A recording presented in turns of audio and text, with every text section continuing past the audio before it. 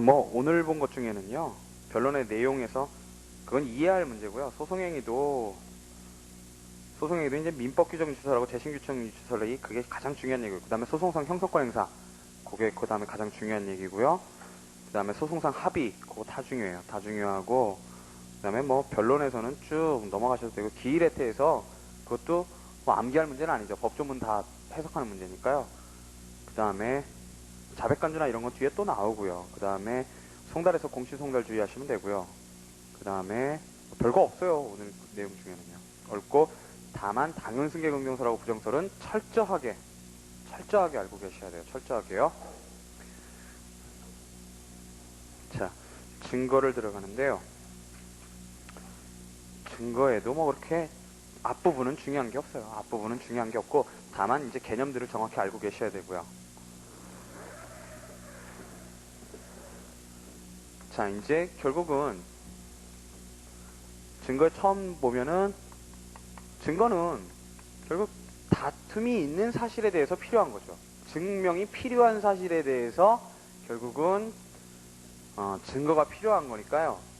처음 시작은 요증 사실과 불요증 사실부터 출발을 해요. 그래서 말은 요증 사실, 불요증 사실로 되어 있는데 결국은 증거가 필요한 건 사실에 관한 문제란 말이죠. 근데 우리가 보면은 이 요증 사실, 불요증 사실 파트에 뭐 딴 것들이 나와요. 딴 것들이 나오는데 뭐 요거는 좀 이따가 다시 보실 거고요. 자, 요증 사실에 관해서요. 어쨌든 우리는 변론주의를 취하고 있기 때문에 증거를 제출하는 방식, 즉 당사자가 증거를 신청해야 된다라고 하고 있고요. 요때 증거를 제출하는 건 결국 증거 방법을 제출하는 것, 증거 방법에 대한 증거 조사를 신청하는 거죠. 그러니까 개념을 익히세요. 개념을. 그러면은 법원이 그거를 조사할 것인가 말 것인가에 대해서 증거 체부 결정을 하게 되고요. 요때 문제는요, 뭐 재량으로 할 수 있어요. 근데 이제 법적으로 반드시 채택을 해야 되는 거, 반드시 증거 조사를 들어가야 되는 게 그게 유일한 증거라는 문제고요. 여기서 증거 체부 결정에서 문제되는 건 결국 유일한 증거고요. 그 다음에 증거 체부 결정을 하면 채택이 되면 증거 조사를 들어간단 말이죠. 그러면 예를 들어서 여기 증거 방법이 증인이었다고 그런다면 증인 신문을 신청하면 이 증거 조사는 증인 신문이겠죠. 증인 신문을 하는 거고요. 그러고 나면 그 증거 조사한 결과가 남는 거예요. 즉 이걸 다른 말로 증거 자료라고 그러고요. 여기서 증언이겠죠. 증언이 남는 거고요. 증언이. 자, 그런데 우리는 증거 신청에 의해서, 당사자가 신청에 의해서만 증거 조사를 들어가는 게 아니라 법원의 직권으로도 증거 조사를 들어갈 수 있어요. 직권으로요. 그게 보충적인 거죠. 근데 그게 언제냐면 당사자가 신청한 증거들이 불충분할 때예요. 어떤 사실을 증명함에 있어서 불충분할 때, 요때는 증거가 불충분할 때는 직권에 의해서 증거 조사를 들어갈 수 있는 거죠. 즉 보충적이죠. 예외적이고 보충적이에요. 자, 원래는 이 증거조사 결과가 이게 심증의 소스가 되는 게 원칙이죠. 원칙인데 또 하나의 우리가 어떤 사실이 존재하느냐 안 하느냐에 대한 심증, 그 심증의 소스가 되는 그것 중에는 또 한 가지가 있는데 그게 변론 전체의 취지라는 거예요.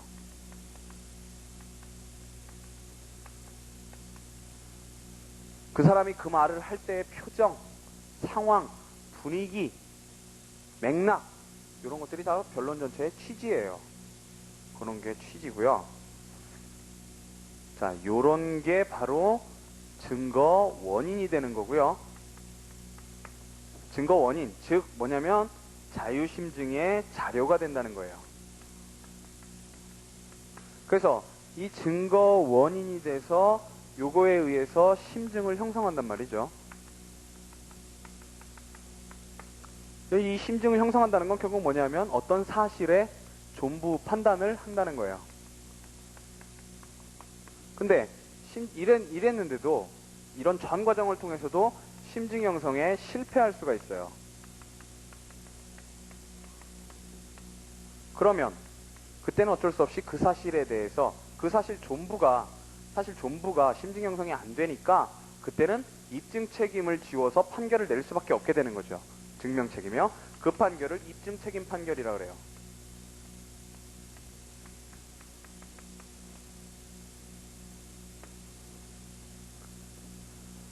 자, 이게 이제 증거 전체를 꿰뚫는 개관이고요.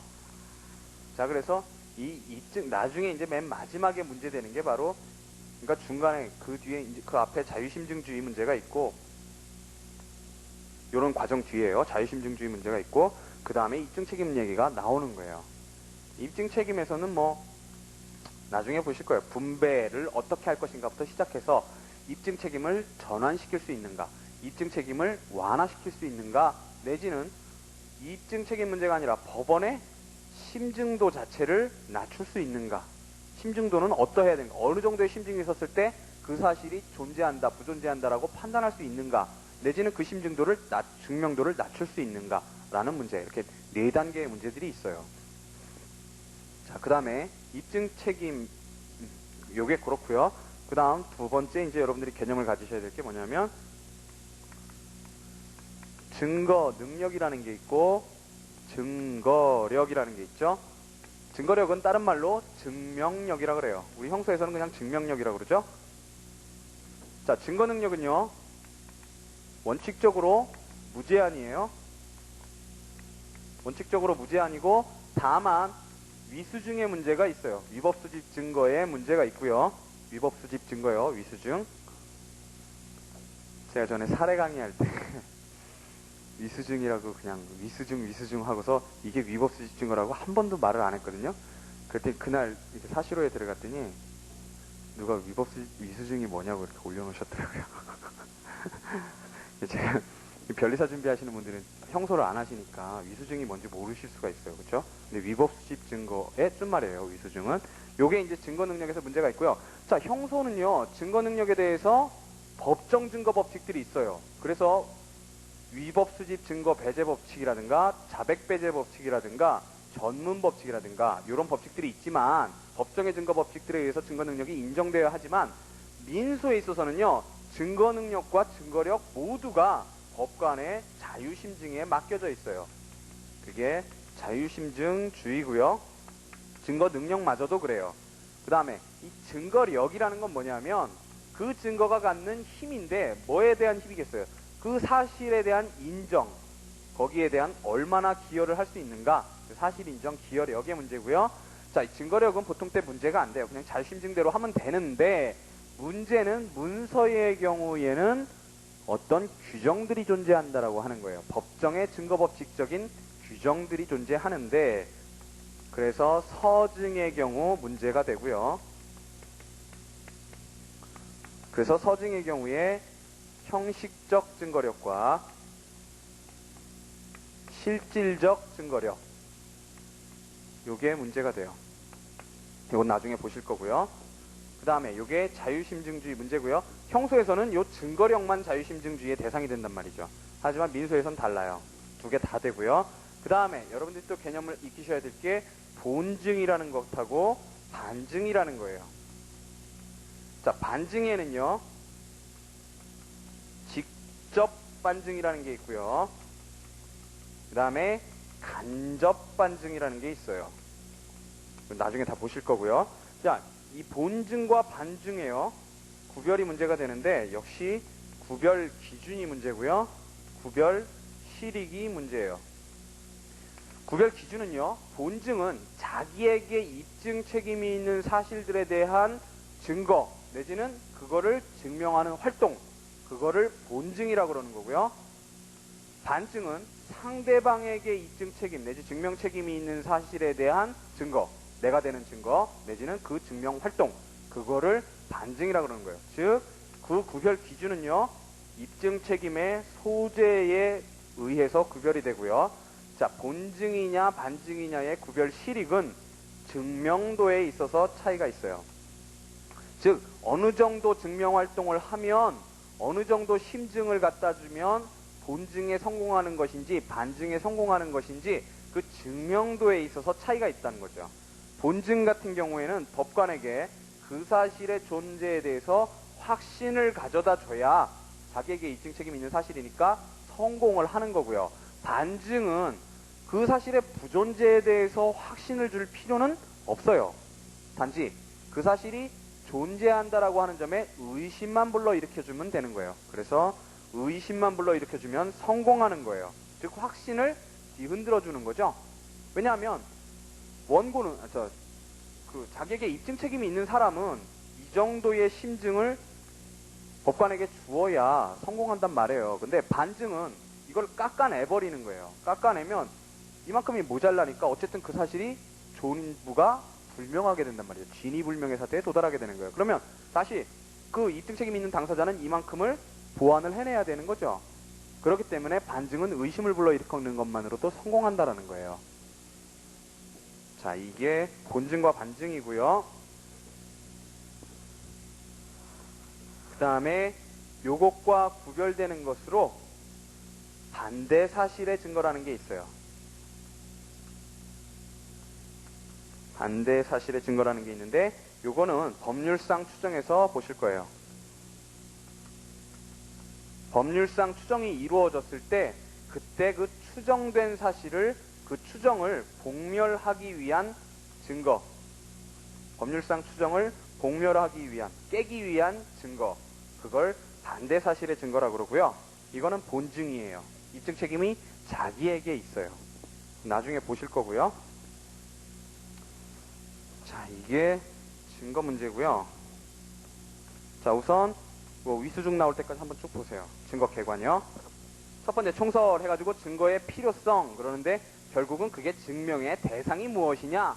요 점이에요. 증명의 대상이 뭐냐? 그게 증거의 필요성이에요. 자, 셋째 줄 끝에요. 사실관계에 관하여 당사자 간에 다툼이 없거나 박스요. 현저한 것 박스요. 인때에는 그대로 판결의 기초로 할 수 있어 별 문제이나 그게 바로 불료증이에요. 불료증 사실이요. 다툼이 없거나 현저한 사실 그게 불료증 사실이고요. 다툼이 있는 경우 거기다 박스 치시면요. 그 법원이 존부를 확정하여야 하는 바 이때 당의 법원의 사실 인정이 끝에 객관적 합리적인 것으로 널리 승인될 수 있는 것이 아니면 재판의 신용은 유지될 수 없다 그랬고요. 따라서 객관적 합리성 보장을 위해서 사실 인정 자료로서 증거가 요구되는 것이다. 뭐에 대해서요? 다툼이 있는 경우에요. 그 조사 절차가 또한 문제가 되고 증거의 필요성은 원칙적으로 사실 동그라미요 관한 것이나 예외적으로 법규 경험법칙 박스요 관하여서도 문제된다. 그래서 이 다툼이 있는 경우 그 다음에 법규 경험법칙 이걸 묶으면 이게 요증사실 부분에 써져 있는 내용들이에요.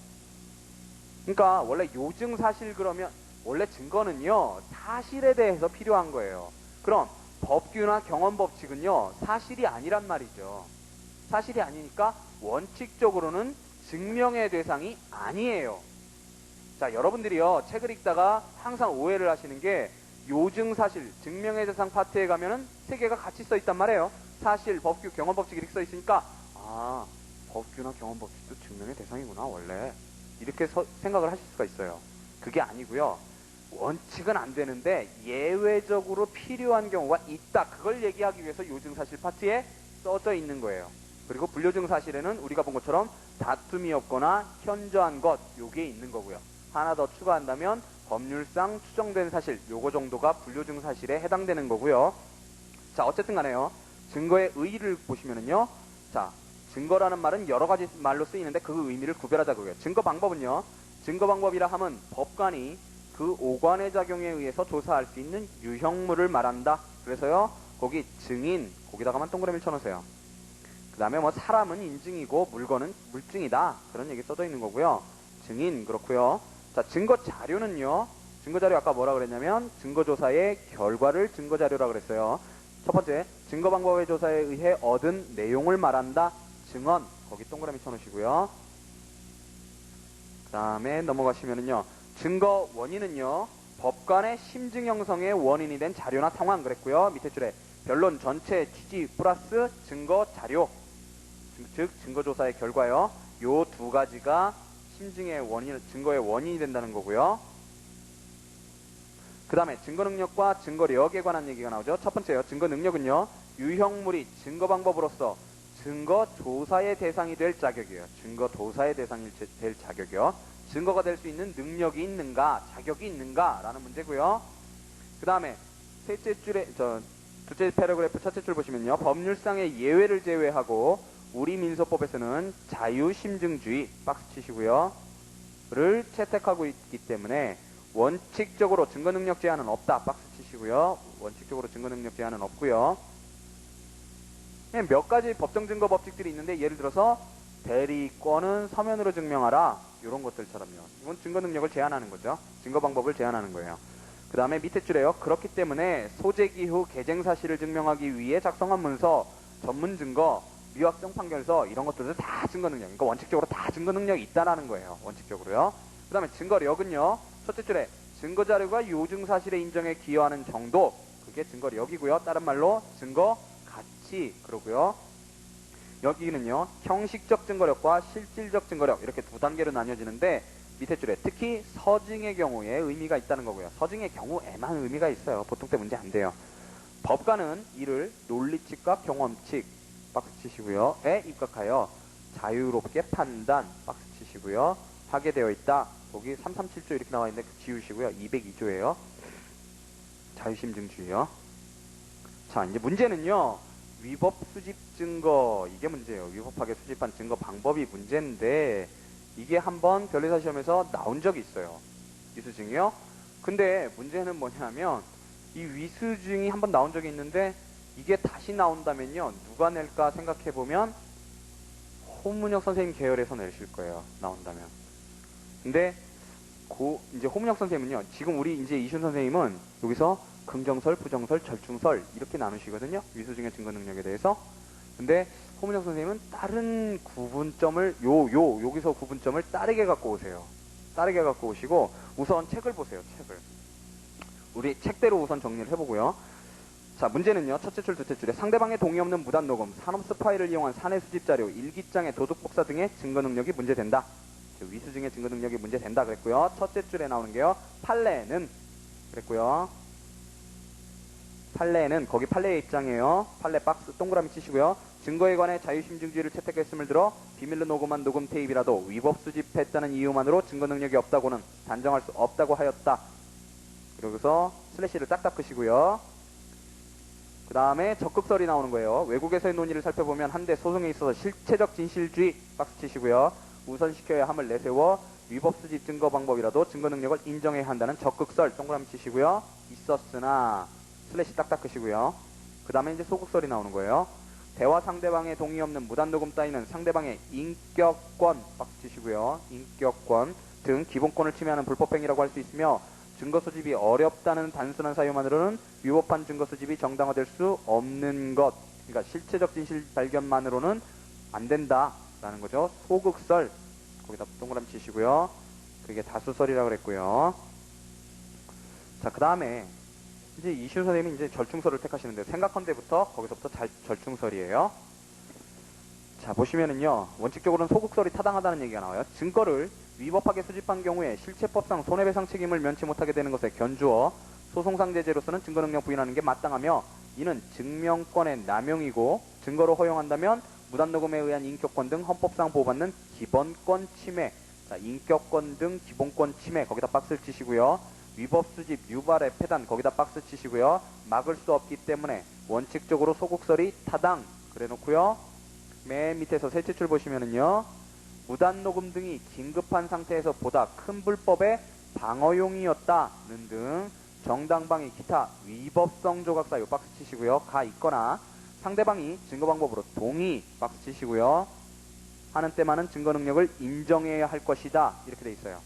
자, 이시훈 선생님 얘기는 뭐냐면요. 원칙적으로 인격권 침해 때문에 그 다음에 위법 수집 유발 폐단 때문에 소극설이 타당한데 다만 위법성 조각 사유가 있거나 동의가 있는 때에는 증거능력 인정할 수 있다 이렇게 가는 거고요. 요거를 절충설 이렇게 표현하시고요. 각 줄을 보시면은요. 정동현 교수님, 강현준 교수님 이렇게 써져 있고요. 그 다음에 각주 2번에는요. 원칙적으로 증거능력을 인정하되 당사자의 인격권을 침해하는 경우와 범죄 행위에 의해 수집된 경우는 증거능력을 부정해야 한다는 것에 호문혁 교수님 이렇게 써 있단 말이죠. 자, 근데 요렇게 쓸 것인가? 자, 적극설은 실체적 진실 발견이 논 거고요. 그 다음에 이시훈 선생님은 우리 판례가 적극설을 취하고 있다고 보시는 거고요.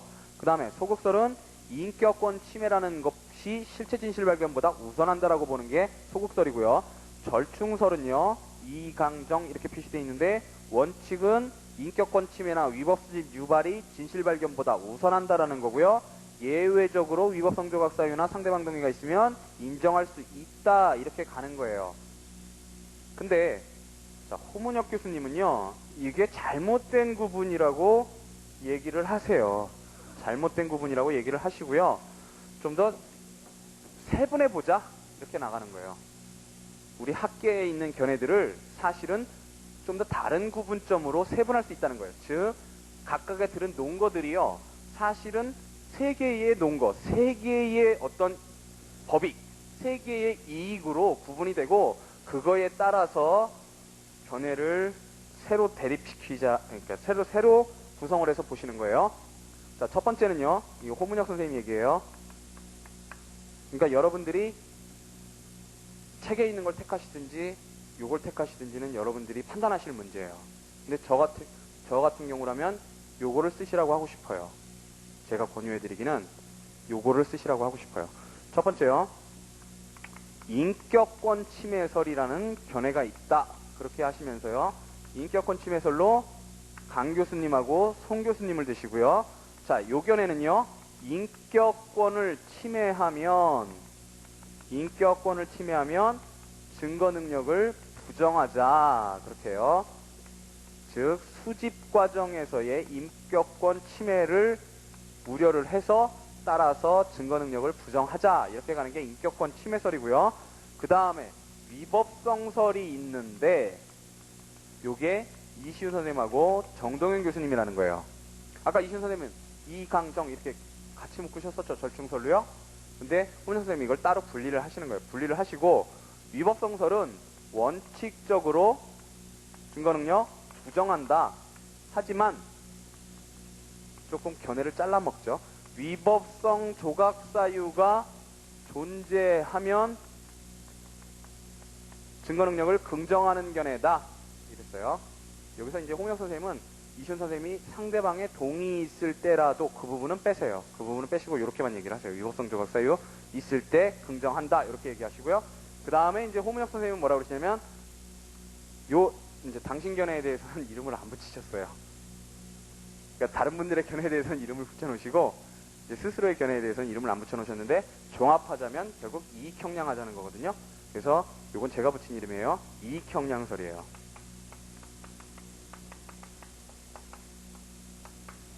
자, 뭐냐면 여기 지금까지 나온 논거들이 결국은 세 가지로 된다는 거예요. 세 가지로 되는데 첫 번째는 뭐냐면 실체 진실 발견, 그 다음에 인격권, 그 다음에 위법행위 유발 방지, 요런 세 가지 법익이 있다는 거고요. 요거를 조화롭게 해석을 해야 된다는 거예요. 조화롭게 해석해서 증거 능력을 긍정할 수도 있고 부정할 수도 있는데 이시훈 선생님이 거기 각주에다 쓰신 거는 결국은 요거를 요약해서 쓰신 거예요. 뭐냐면 첫 번째로 인격권을 침해하는 것도 증거 조사 자체가 인격권을 침해하는 경우가 있고 수집 과정에서 인격권을 침해하는 경우가 있다는 거예요. 요거는 부정하고요. 이거는 긍정할 수 있다라고 보는 거예요. 즉 실체 진실 발견이 요게 이제 긍정하는 쪽으로 가는 논거고 이게 부정하는 쪽으로 가는 논거잖아요. 그러면 요게 여기서는 앞에 게 크다는 거고 여기서는 요게 크다는 거예요. 인격권 침해가 증거조사 법원에서 증거조사를 하면서 그 자체가 인격권을 침해하게 되는 경우 그때는 예를 들어서 일기장을 무단 복사해가 와갖고 증거조사하면서 그거를 갖다가 법정에서 현출시켜가지고 그거를 막 줄줄이 읽는데 거기 보니까 낯뜨거운 얘기들이 정말 많이 나오더라. 그럼 인격권 침해된단 말이죠. 그런 거 하고 수집 과정에서 그냥 인격권이 침해되는 거 하고 그거는 좀 달리 보자라는 거고요. 또 하나의 구분점은 뭐냐면 이 위법성이라는 것도 좀 나눠서 보자라는 거예요. 위법성이라는 것도 얼마나 위법한지가 달라질 수 있는데 범죄 행위에 이르는 즉 형사적으로 위법한 범죄 행위에 이르는 경우라면 그거는 부정을 하고 증거 능력을 하지만 범죄 행위에 이를 정도는 아니고 단순하게 민사상 위법에 그칠 경우에는 그때는 긍정을 해주자. 이때는 실체 진실 발견이 더 앞선다라고 보시는 거예요. 그러면서 이제 각각의 견해에 대해서 비판을 하세요. 비판을 하시면서 특히 이시훈 선생님이 취하고 있는 이 견해에 대해서 뭐라고 그러시냐면, 아니 말이 위법 수집 증거라 함은 이미 위법한 것인데 위법성 조각 사유가 있다는 거는 그럼 그건 적법하다는 거 아니에요? 위법성 조각 사유가. 그러니까 형법에서 보셨지만 위법성 조각 사유가 있으면 위법해요? 적법하단 말이에요. 그건 이미 적법 수집 증거지 위법 수집 증거가 아니라고 이렇게 비판을 하시는 거예요. 말장난 같지만 말장난이 아니란 말이에요. 그렇게 비판을 하세요. 자, 요렇게 가는 구분점이 있는데 요것 중에 요 둘 중에 어떤 것을 택하실지는 여러분들이 판단하실 부분이에요. 근데 제가 보기에는 요 구분이 좀 더 정확한 것 같아요. 세분화돼 있고. 그리고 이시훈 선생님이 지금 긍정설, 부정설, 절충설 이거 외국에서 논의를 적극설, 소극설 이걸 들고 들어오신 거거든요. 그리고 우리나라 견해는 지금 절충설로만 써놓고 계시단 말이에요. 이거는 우리나라 교수님들 가지고 견해를 나눈 거고요. 자, 그랬을 때요. 자료를 보세요. 자료에 이제 그 얘기가 좀 자세하게 나와 있어요. 32페이지에요. 위수중의 증거 능력 그래가지고 자, 학설의 태도, 판례의 태도, 검토 및 사안의 경우 그랬고요. 자, 그래서 인격권 침해설은요. 자, 보세요. 당사자의 기본적 인권을 침해해 수집된 증거 방법의 증거 능력을 부인해 점차 형사소송법과 일치시키는 방향으로 기준을 세워 나갈 것이라는 견해나 이거 교수님들 문장이에요. 공개 장소에서의 발언을 녹음하는 경우나 대화 상대방이 녹음을 동의한 경우처럼 비밀성이 포기되어 인격권이 침해될 염려가 없는 경우 외에는 위수중의 증거 능력을 부인하자는 견해 이런 거고요. 즉 다 인격권 침해를 기준으로 나누고 있죠. 그런 거고요. 위법성설은요. 자, 위법성설은 호문혁 교수님이 결국 이거는 부정설이다 그러신 거예요. 이게 위법성 조각 사유가 있을 때 긍정한다는 거는 적법할 때 긍정한다는 거니까 결국 이거 증거 능력 다 부정하는 거 아니냐라는 거예요. 그래서 호문혁 교수님은 차라리 이거는 실질적으로 부정설이다 이렇게 하시는 거고요. 실체법상 손해배상 책임과의 균형, 입증권 남용에 의한 기본권 침해와 위법수집 증거 유발의 폐단 방지를 근거로 원칙적으로 증거 능력을 부정하는 견해이나 위법성 조각 사유가 있거나 상대방이 동의한 경우에는 예외적으로 증거 능력을 인정할 수 있다고 한다. 그랬고요. 또 진실 발견의 요청과 위법행위 유발 방지의 요청을 종합시켜 원칙적으로는 증거 능력을 부정할 것이나 예외적으로 위법성 조각 사유가 있는 때 한해 증거 능력을 인정하는 견해. 정 교수님은 이렇게 하신단 말이죠. 또 있다. 그랬고요. 자, 호문혁 교수님은요. 입증 내지는 진실 발견의 필요, 인격권 보호, 위법행위 유발 방지라는 세 가지 법칙을 조화시켜야 한다. 즉 법원에서의 증거조사 자체가 인격권 침해를 유발하는 경우에는 증거 능력이 당연히 부정되어야 하며 증거 수집 과정에서 인격권 침해보다는 입증의 이익이 더 중요하므로 이 경우는 증거 능력이 인정된다. 또한 위법행위는 모습과 위법성 정도가 다양하므로 범죄 행위인 경우에는 위법성 조각 사유가 없는 한 증거 능력이 부정되나 민사상 위법행위에 그치는 경우에는 입증의 필요가 우선해 증거 능력이 인정되는 견해이다. 인정된다는 견해이다 그랬고요. 자, 판례의 태도에 대해서도요.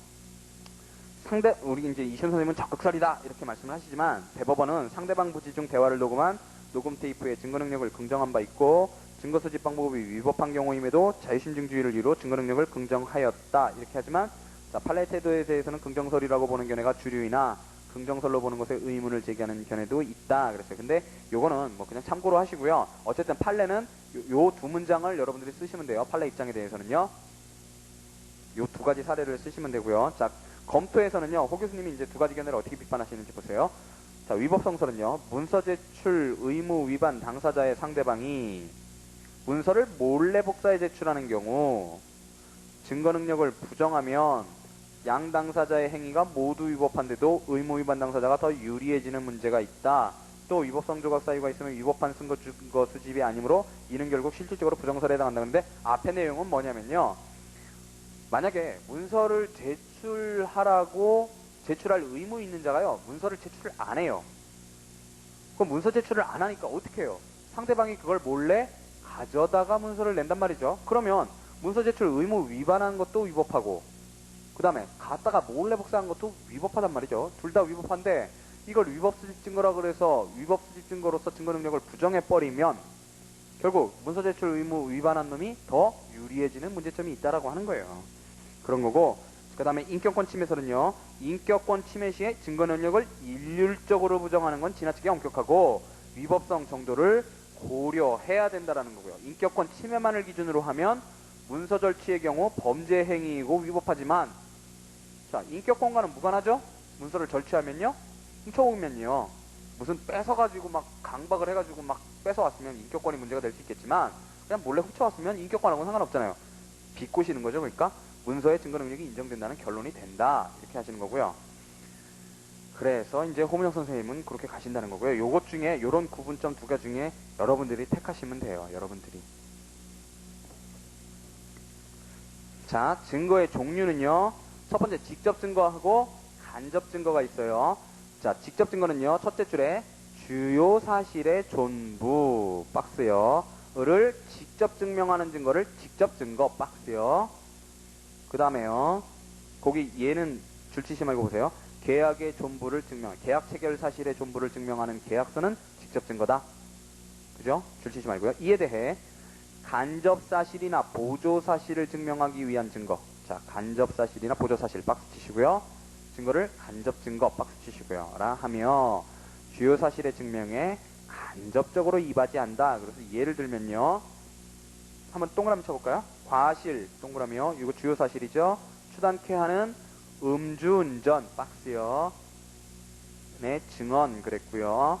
알리바이 박스 치시고요. 를 증명해줄 증인의 증언. 그 다음에 요거는 이제 간접 사실에 대한 증거죠.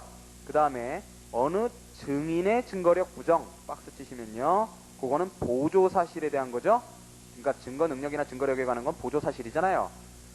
그 증거력 부정을 위해 내세운 증인의 증언 등은 간접 증거다. 그렇게 이해가 있는 거고요. 자, 보시면 내심의 사실, 즉 선의, 악이나 고의, 과실 등은 실제 간접 증거로만 증명이 될 수 있다. 그랬어요. 선의, 악이, 고의, 과실을 어떻게 직접 증명을 해요? 그쵸? 그러니까 간접 증거로만, 어떤 정황에 의한 증거로만 할 수 있단 말이죠. 특수한 간접 증거로 이릉의 추정이 있다. 그랬는데 그건 뭐 무시하시고요. 나중에 보시면 되고요. 자, 그 다음에 본증, 반증, 반대 사실의 증거 이렇게 나와요. 첫째 세 줄이 구별 기준이에요. 당사자가 자기에게 증명 책임 박스요. 있는 사실을 증명하기 위해 제출하는 증거를 본증 동그라미요 이라 하고, 상대방이 증명 책임 박스요. 을지는 사실을 부정하기 위해 제출하는 증거를 반증 동그라미 이라 한다. 슬래시 딱 닦으시고요. 그 밑에는 구별 실익이에요. 본증 동그라미요. 법관이 요증 사실의 존재가 확실하다고 확신 동그라미요 을 갖게 되지 않으면 목적 달성할 수 없다 그랬고요.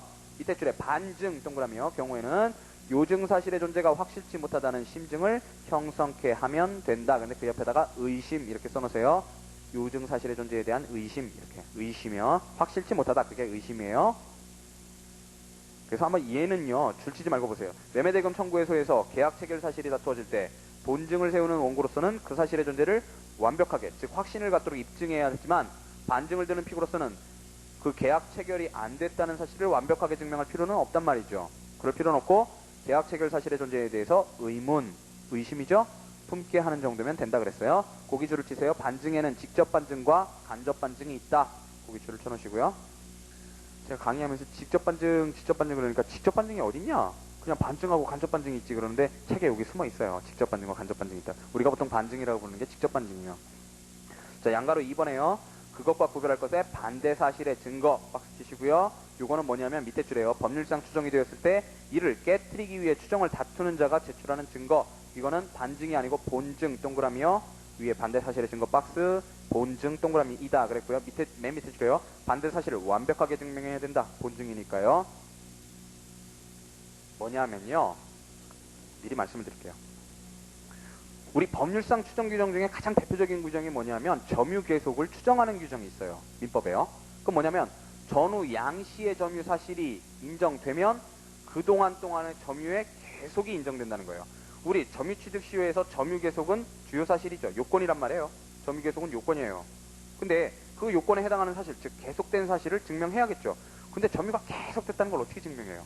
증명 못한단 말이죠. 그래서 추정 규정을 뒀어요. 추정 규정을 뒀는데, 그래서 A라는 시점과 B라는 시점에서 점유가 인정이 되면, 예를 들어서 증인이 나와가지고 요 시점에 점유했었다. 그 다음에 요 시점에서도 점유했었다. 요런 사실만 입증이 되면 이 점유 기간 동안에 이 전후 양시에서 계속된 시점에서 점유 계속이 추정된단 말이죠. 그러면요, 점유가 계속되어 있었다의 반대는 뭐예요?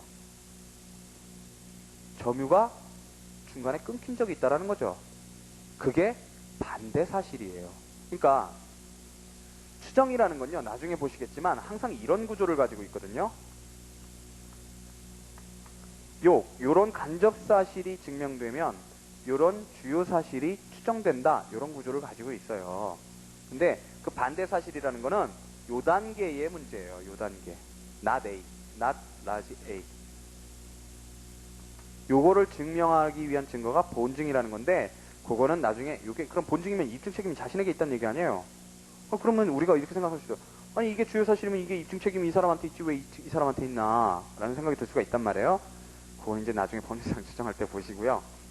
어쨌든 요게 본증이고 반대 사실을 완벽하게 증명해야 된다 그랬어요. 그 다음에 증명과 소명은요. 우리가 지금까지 소명을 많이 봤죠. 소명을 많이 봤어요. 근데 넓은 의미의 증명을 법관의 심증 정도를 기준으로 나누면 증명과 소명이라는 거예요. 심증 정도의 증명도를 기준으로 나누는 거예요. 자, 증명이라 하면요. 법관이 요증 사실의 존재에 대해 확신 동그라미요. 얻은 상태 또는 법관으로 하여금 확신을 얻게 하기 위해 증거를 제출하는 당사자의 노력, 그러니까 상태 또는 노력을 증명이라 그런다. 그렇죠? 증명해라 그러면은 그거는 노력이죠. 증명되었다 그러면 그건 상태죠. 그러니까 두 가지 의미로 다 쓰이는데 어쨌든 확신이에요. 증명은 확신을 요구하는 거고요. 그 다음에 두 줄 밑에 끝에 보시면요. 진실에 대한 고도의 개연성 박스요. 으로 만족하는 이른바 역사적 증명을 뜻한다. 그래서 자유심증주의 참조 그랬는데 자유심증주의는요. 고도의 개연성에 대한 확신을 요구해요. 객관적으로는 고도의 그 사실이 존재한다는 고도의 개연성 그 다음에 그거에 대한 주관적인 법관의 확신 요렇게 했을 때 그 사실이 존재한다라고 인정할 수가 있게 된단 말이죠. 소명은 그럼 뭐냐? 그랬더니 소명 옆에 299조에서 301조 이렇게 써놓으세요. 자, 소명에 대해서 법전에 없을 것 같은데 있어요. 그래서 소명의 방법 그게 299조에 즉시 조사할 수 있는 증거에 의해야 한다 이런 게 있고요. 보증금 공탁하거나 선서로 소명에 가름할 수 있다 이런 거 있고요. 300조에 보증금 몰취 그 다음에 301조에 거짓 진술에 대한 제재 이런 게 있단 말이죠. 그 다음에 불복 신청 이런 게 있어요. 299조에서 302조까지 소명에 대해서 나오는데요. 자, 소명이라 함은 증명에 비해 저도의 개연성 박스 치시고요. 즉 법관이 이릉 확실할 것이라는 추측 그랬어요. 추측 동그라미요. 아까는 확신이었죠? 이번엔 추측이에요. 아, 그 사실이 존재할지도 모르겠구나. 요 정도면 소명에 된다는 거예요. 아까 확신 어땠어요? 이 사실은 분명히 존재하는구나. 이렇게 돼야 증명이 되는 거고요. 그렇게 차이가 난다는 거예요. 또는 그와 같은 상태에 이르도록 증거를 제출하는 당사자의 노력을 말한다 그랬고요. 슬래시를 그시고요. 소명은 법률에 특별히 규정한 경우 박스 치시고요. 에 한한다 그랬고요. 밑에 줄에 소명에 있어서는 증명도 경감 완화 이외에 증거 방법을 제한을 하는데 즉시 조사할 수 있는 것 박스요. 그거에 한정한다 그랬어요. 그게 우리가 좀 전에 읽었던 299조 1항이고요. 그러면 즉시 조사할 수 있는 것 그랬는데 385페이지 첫째 줄에요. 그거는 즉시 조사할 수 있는 게 없을 때 어떻게 하느냐. 그래서 당장 없을 때를 염려하여 법원은 보증금 공탁 당사자의 선서로서 소명에 가름할 수 있게 하였다. 299조 2항 거기 동그라미 치시고요. 밑에는 300조 301조 거기 동그라미 쳐놓으시면 돼요. 별거 아니죠? 자, 엄격한 증명과 자유로운 증명. 이게 형소법에서 나오는 개념인데요. 형소법에서의 엄격한 증명은 뭐예요? 엄격한 증명의 대상은 뭐냐 하면 형벌권의 존부와 범위에 관한 사실. 그죠? 존부는 뭐예요? 유죄인지 무죄인지. 범위는요. 형량에 관한 거죠. 그거에 관한 사실이 결국은 주요 사실이라는 거고 주요 사실은 엄격한 증명하라는 거예요. 엄격한 증명 그럼 어떻게 하느냐? 두 가지 내용이죠. 증거 능력이 있을 것, 그 다음에 적법한 증거 조사 거쳤을 것. 그런 증거에 의해서만 그 형벌권의 존부와 범위에 관한 사실을 입증하라는 건데 똑같아요. 민소도 똑같아요. 그 부분점을 갖고 들어오는 거예요. 자, 엄격한 증명이라 함은 법률에서 정한 증거 방법 박스 치시고요. 에 대하여 법률이 정한 절차 박스 치시고요. 에 의해 행하는 증명이고 자유로운 증명이라 함은 증거 방법과 절차에 대해 법률의 규정에서 해방되는 증명을 말한다 그랬어요. 똑같죠? 앞에 증거 방법, 그 다음에 절차 두 가지 똑같단 말이에요. 증명을 말한다 그랬고요. 슬래시를 딱 닦으시면은요. 이제 자유로운 증명의 경우에 밑에 줄에요. 임의의 증거 방법에 의하거나 그 다음에 밑에 줄에요. 끝에 법정 증거 조사의 방식에 규제에서 해방되는 것을 뜻한다. 또 말 반복하는 거죠.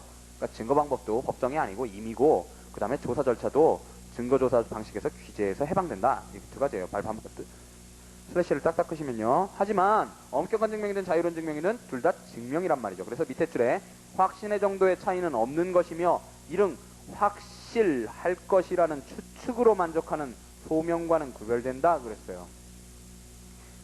소명과는 구별이죠. 엄격한 증명이든 자유로운 증명이든요. 증명이니까. 자, 양가로 2번에요. 자, 그러면 뭐겠어요? 자, 아까 이게 형소에서 끌고 들어온 개념이라고 그랬는데 형벌권의 존부와 범위, 즉 소속물이 그건데 그거에 대한 사실이 엄격한 증명의 대상이 있을지 민소도 마찬가지예요. 소속물인 권리관계의 기초사실은 엄격한 증명 딱 치시고요. 소속물인 권리관계의 기초사실, 엄격한 증명 요함에 대해 자유로운 증명은 간이 신속을 요하는 결정 절차나 직권조사 사항에 제한적으로 허용하자 그랬고요. 하지만 밑에 줄 그러나 끝에요. 직권조사 사항 중 소속요건, 상소요건은 밑에 줄 끝에요. 엄격한 증명을 요한다고 볼 것이다 그랬어요. 자, 별거 아니에요. 그 다음에 증명의 대상 그리고서 요증사실이 나오고요. 보세요. 증명의 대상 그리고 요증사실이 나오죠. 그 다음에 사실, 경험법칙, 법규 이렇게 나오고요. 불유증사실은요. 재판상 자백 이렇게 나오고요. 그 다음에 자백간주 이렇게 나오고요. 이게 다툼 없는 사실이죠. 그 다음에 현저한 사실, 거기서 두 가지 공지의 사실, 법원의 현저한 사실 이렇게 나와요. 그러니까 이게 지금 개관이 뭐냐 하면 증명의 대상이 어떤 게 증명의 대상이고 어떤 건 증명의 대상이 아니냐 그걸 걸러갖고 들어가자는 거예요. 그래야 뭐가 증거가 필요한지 증거가 안 필요한지를 알 수 있으니까요. 그래서 요게 써 있는 거예요.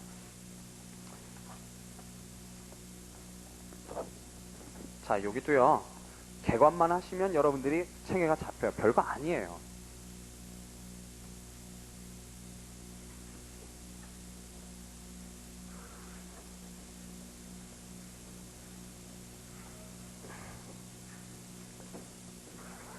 자, 우선 요증사실이 있죠? 요증사실이 있는데 자, 원래 사실이 증명의 대상이에요. 사실이. 그죠?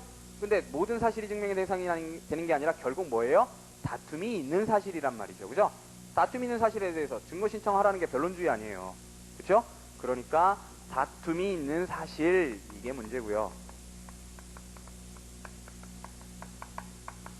자, 다툼 있는 사실은요.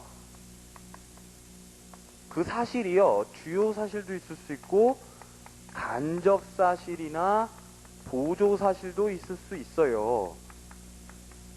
자, 근데 여러분들이 주의하셔야 될 건 뭐냐면 변론주의는 주요 사실에 대해서만 적용되죠. 자백, 주장 책임, 증거 신청, 요 앞에 두 가지요. 특히 앞에 두 가지는 다 주요 사실에만 적용되죠. 간접 사실에 대한 자백이 인정되나요? 안 된단 말이에요. 그러니까 보조 사실에 대한 저 사람 증인 능력 있습니다. 이거 자백 구속력 있겠어요? 없단 말이죠. 자, 그런데 여러분들이 주의하셔야 될 건 요증 사실은요. 증거가 필요한, 증명이 필요한 사실은 주요 사실뿐만 아니라 간접 사실과 보조 사실도 요증 사실이 된다는 사실이에요. 이게 변론주의 적용 범위하고 다르다는 점을 간과하시면 안 돼요. 자, 주요 사실은요. 뭐 별거 아니에요. 다툼 없는 사실 아니면, 즉 불유증 사실 아니면 주요 사실은요. 당연히 증거에 의해 인정돼야 돼요. 그리고 이 부분은 변론주의가 적용되는 파트죠.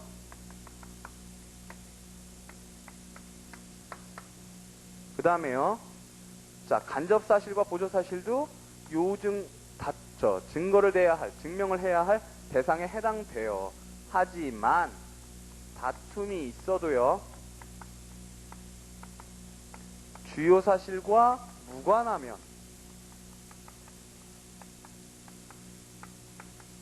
그때는 증거조사 대상 안 돼요. 이 말은 뒤집으면 뭐예요? 간접사실, 보조사실이 모두 요증사실이 되는 게 아니라 간접사실, 보조사실 중에서도 그 주요 사실을 추인케 하기 위한, 즉 주요 사실과 관련 있는 간접사실, 보조사실만 그게 요증사실이 된다는 거예요. 그게 아니면 주요 사실과 무관하면 증거조사 대상 안 된다라는 거고요. 자, 그 다음에요. 이게 다예요. 다툼 있는 사실은요. 그 다음에 경험법칙이 나와요. 자, 경험법칙도요, 원칙적으로 증명의 대상이 아니에요. 경험법칙은 두 가지가 있는데요. 일반적인 상식이 있고요. 그 다음에 전문적이고 학리적인 지식이 있어요. 일반 상식, 증거 대상이 될까요? 증명의 대상이? 안 돼요. 일반 상식은요, 불료증이에요. 그러니까 경험법칙은 원래가 불료증이에요, 원래가. 이게 다른 말로 단순한 경험법칙이에요. 단순한 경험법칙. 인간은 죽는다. 증거가 필요하죠? 필요 없어요.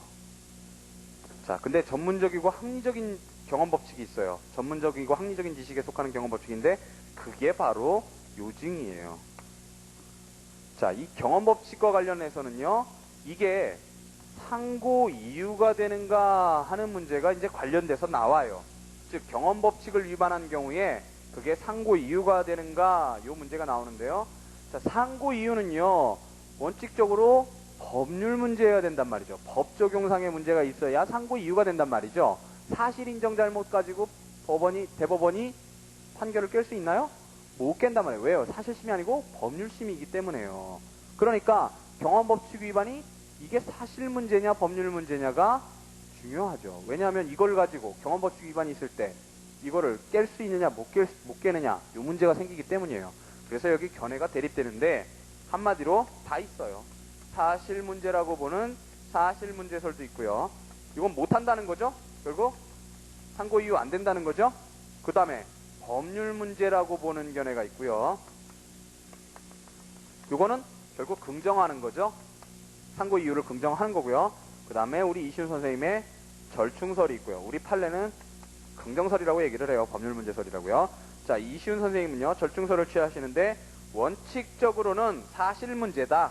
하지만 현저한 오류가 있으면, 경험법칙 위반에 현저한 오류가 있으면 긍정을 하자. 상고 이유로. 이렇게 가시는 거예요.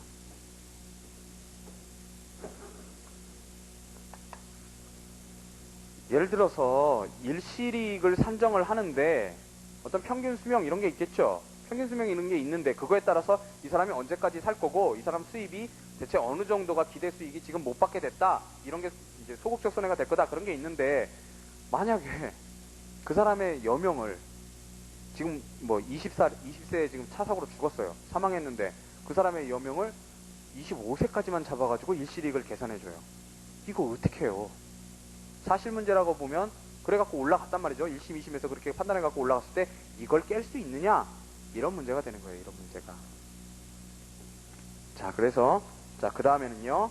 법규의 문제예요. 법규. 자, 법규가 증명의 대상이 되나요? 아니죠. 법률은 법원이 안다. 이렇게 되는 거죠. 법률은 법원이 아니까 당연히 원칙은 불요증이에요. 절대 요증이 아니고요. 다만 예외적으로 법률은 법원이 아는데 모르는 경우가 있단 말이죠. 그때 요증이 되는 거예요. 그런 게 외국법이라든가 무슨 지방법이라든가 요런 게 문제가 되는 거예요. 요때만 요증이 된다는 건데 사실은 요증이지만 요때 직권 증거조사 한다는 거예요.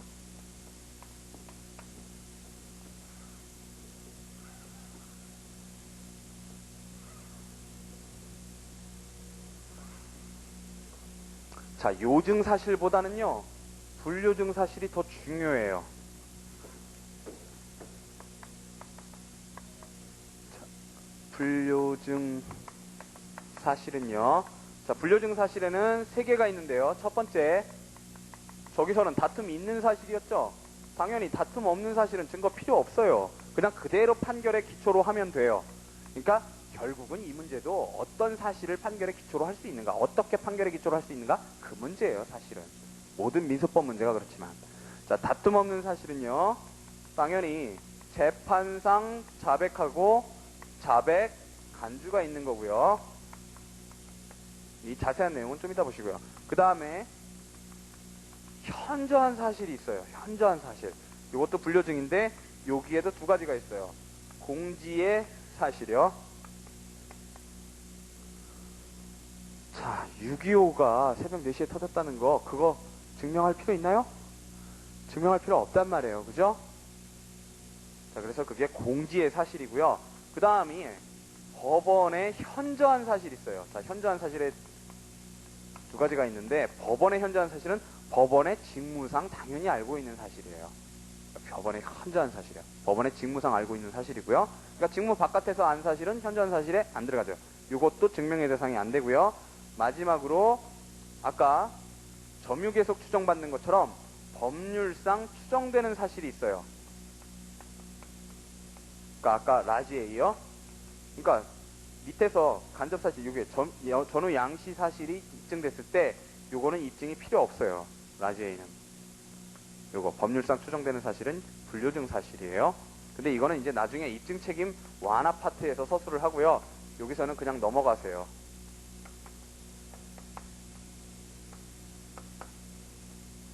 자, 요런 구조로 돼 있어요. 한번 보시면은요. 자, 증명의 대상, 요증 사실 그래 놓고요. 자, 386페이지 두 번째 패러그래프 보시면요. 자, 그 얘기가 나와요. 법규는 법관이 당연히 알고 있지 않으면 안 되는 것이기 때문에 특별한 경우에만 증명의 대상이 되며 원칙적으로는 사실이 증명의 대상이 된다. 그랬죠? 법규는 특별한 경우에만 증명의 대상이 되고 원칙적으로는 사실이 증명의 대상이며 다만 경험법칙도 때에 따라서는 증명의 대상이 된다. 이게 이제 전체 개관인 거예요. 유증사실 개관이요.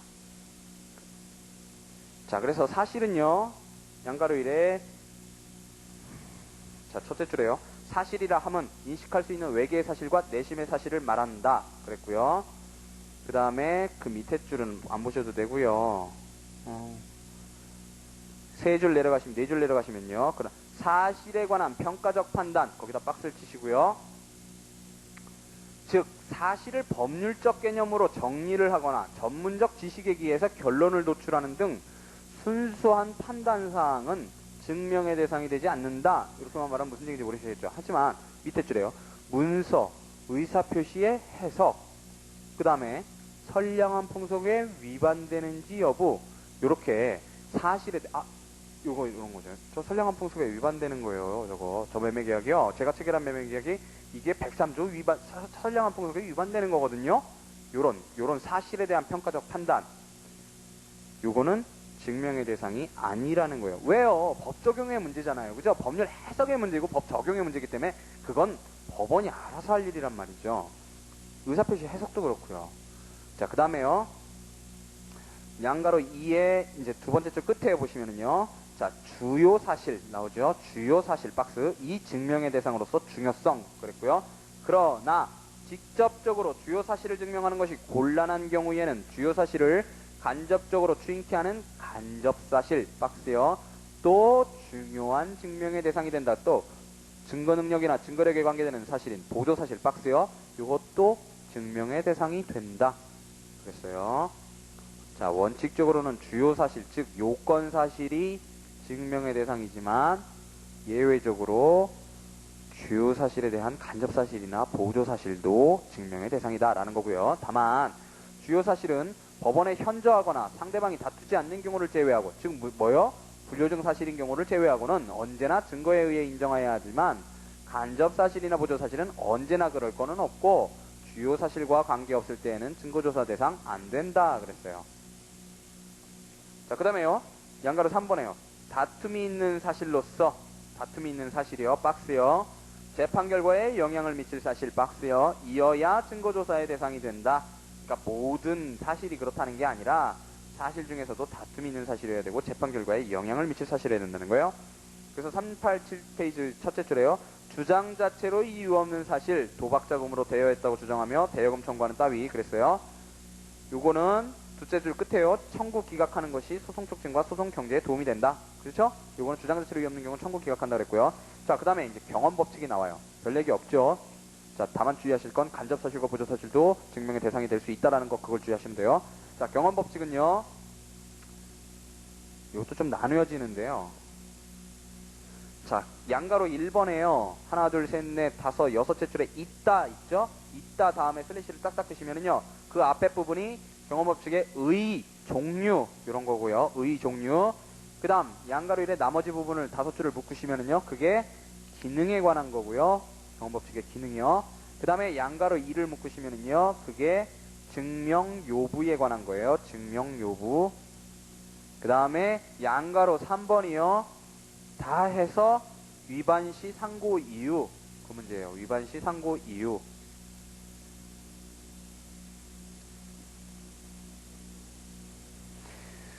자, 첫째 줄에요. 경험법칙이라 함은 인간의 경험에서 귀납적으로 얻어지는 사물에 대한 지식이나 법칙 그랬어요. 귀납적으로죠. 밑에 줄에요. 여기에는 일반 상식인 단순한 경험법칙 박스요. 밑에 줄에 전문적, 학리적 지식에 속하는 경험법칙 박스요. 밑에 줄에 표현 증명에 이용하는 고도의 개연성이 있는 경험법칙 거기 박스요. 요런 게 있다 그랬고요. 요건 이제 나중에 보실 거예요. 고도의 개연성이 있는 경험법칙에 대해서는요. 자, 그 다음에 기능은요. 거기서 3줄 내려가시면 점 1에 사실에 대한 평가적 판단.